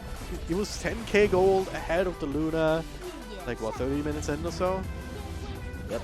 It's just way too much power, just too many items, too many levels on that hero. If they wanted to kill him, they would need to just literally use everything that they had, and then there's all these other problems that you were talking Look at this, right? Kaikyo is there. He's wasn't even getting health back with the Battletrons, and still forces Fonte back to the fountain. Still too strong for them to deal with, and still had the ages. Like, are you kidding me? This is this is ridiculous. Like, imagine being Neptune Gaming in that situation. You're like, Fonte is like, wait, we brought him down to half HP, and you're like, wait a second, he's got 2 lives. I only have 1. If I die here, it's really, really bad for me. Like, on the bright side, they did take one of these last fights. I mean, we saw Sanities again barely do any damage. It just rinses away mana, but who cares? Whatever at this stage of the game. But the only reason at this point that they get these kills is because both Ash as well as Kaikyo were more interested in taking the tier 4s and escaping the fight. But here we get this last fight. Fonte gets blinked on immediately by Kaikyo. He understood his targeting so well. Knew exactly where to go, knew exactly who to target directly. Went onto this, and Fonte, they did everything. They tried their best, but it's just not good enough. After you die as Fonte, you don't even die to Kaikyo, but the game's just over. It just ends automatically off the back of this. Fonte didn't even get to click that fight, I'm pretty sure. And all this time running away. Kaikyo realized, yeah, I don't give a damn about anything else. My job is to just click him, make him run away. Then the rest of the team kind of followed him, and that's all she wrote. I mean, the writing was on the wall for that last fight for a long time. You know, that's one of those rapier Hail Marys that it's never really going to work because it doesn't change the underlying problems that they had. And I don't think there were many other options. I don't think there was an easy way that control of the stroll to fight against SHENZHEN without SHENZHEN themselves making a major mistake, and not just one, just a couple of major mistakes. Just all go AFK, have a drink at the bar or whatever. I don't know. Another thing I think that really helps out, and what is a good showcase in this game, right, about when and where to buy the Divine Rapier. Like you mentioned, in this situation, it was just a 100% Hail Mary scenario, where it's just like, we're losing the game, we don't know what else to do, let's buy a Rapier, hope for the best, right? Let's hope that Troll's at the far side of the fight and Luna can right-click. However, consider what happened game 1, the very close game that Neptune Gaming came very close to winning. Kaikyo also bought a Rapier in that game. But the difference was, when he was buying Rapier, he was already strong. He was already capable of killing targets, already a threat in these fights. The Divine Rapier just put him that little bit over, made him completely able to win the game out with the full threat of the additional attack damage. When you're so far behind that even if you have 1,000 extra damage, let's say, it doesn't matter because you're not survivable enough to dish any of it out. None of the opponents are actually scared of you enough to run away from you. Then it doesn't really matter. But if you're like in Kaikyo in game 1, buy it when you're practically on the cusp of winning already. It just gives you that little bit of extra push, puts you into a situation where you can't lose anymore.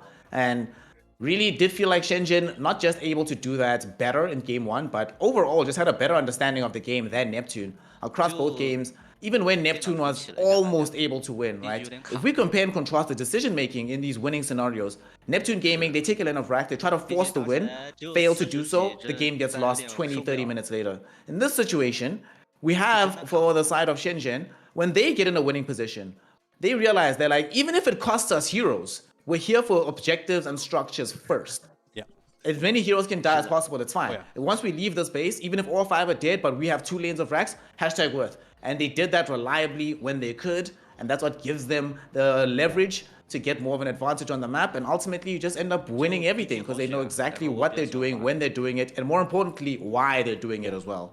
That's a really good point. I mean, that's also exemplified by the way that they took mega creeps, right? Kaikyo, he was super far ahead at that time, yet he had ages. Like, he could have easily blinked up the high ground, gotten kills however he wanted, you know, just play his best carry life.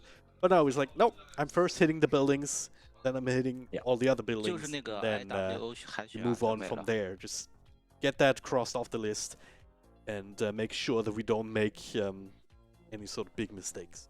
Playing safe, playing for the objectives, playing Dota, not just Team Deathmatch.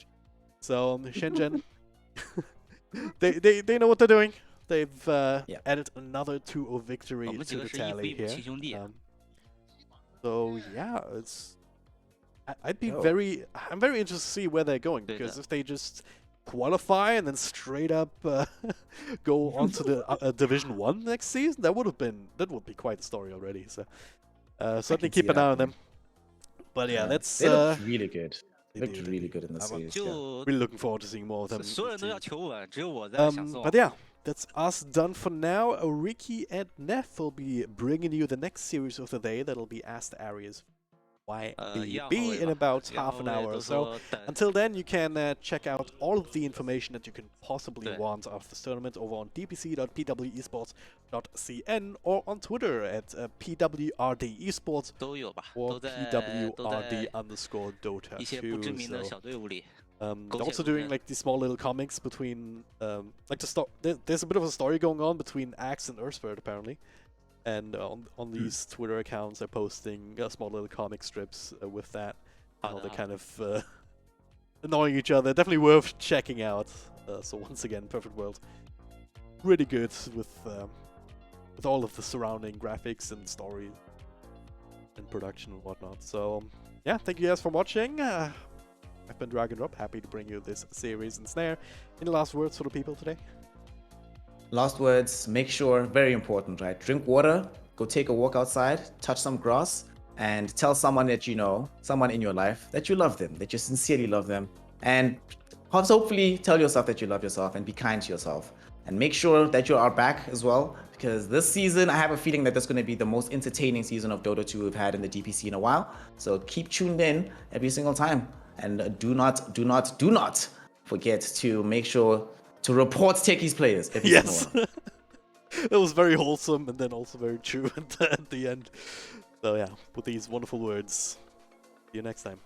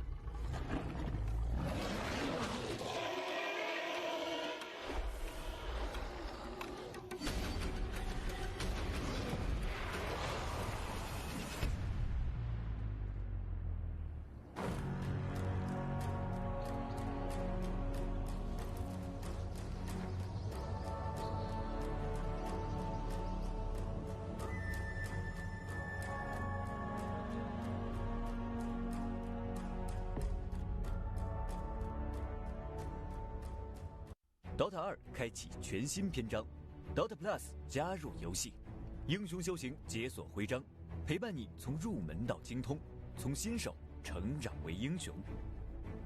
英雄语音聊天轮盘，诙谐幽默，你是值得信任的伙伴。你心中的话语，借英雄我可不吹牛皮，升级绝对是好完成任务东西即可获得英雄碎片，全新特效套装等你兑换，彰显不凡和尊贵。英雄圣物记录成就，带你回味每一个精彩瞬间。游戏中获得的数据将被忠实记录，数据也许冰冷，但其中跃动的记忆无比火热。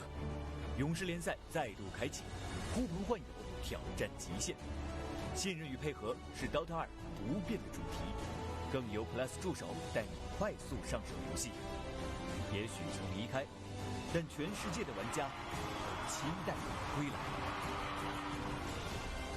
DOTA Plus，DOTA 2的新时代。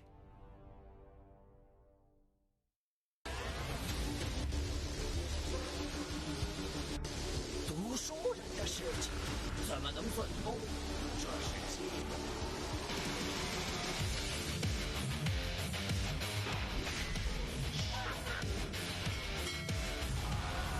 自作自受。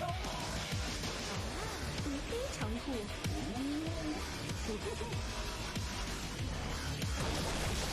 毁灭。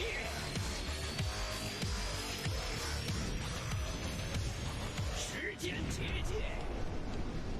裂地监测，青蛙快跳！可怜的魔导，死亡之指。你软绵绵的法术真是扶上起来。进攻！超新星！月食！雷神之怒！神灭战！末日！接招！原来是这样的。黑洞！来吧！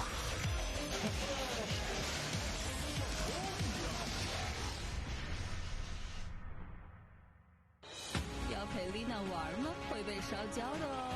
他们无论怎样武装，也不足以战胜我。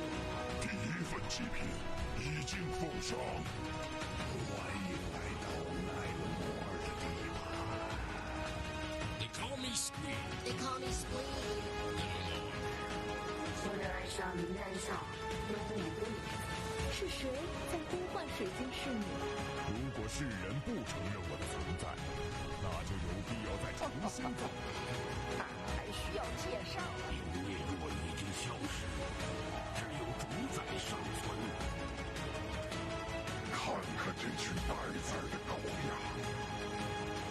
没有什么角色是我模仿不出的。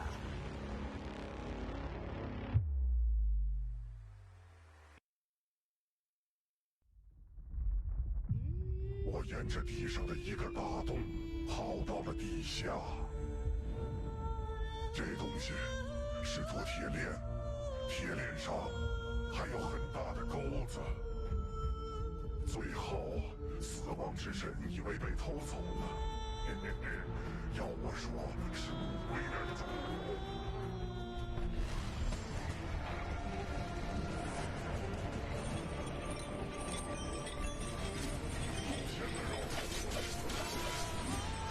杀戒的好日子！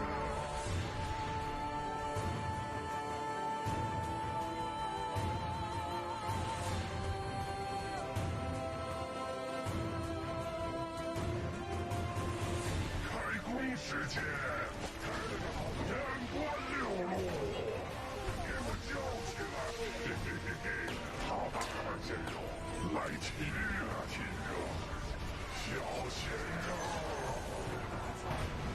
1、2、1、2，今晚我就陪我来我这儿，跟我给你切个漂亮的豆花。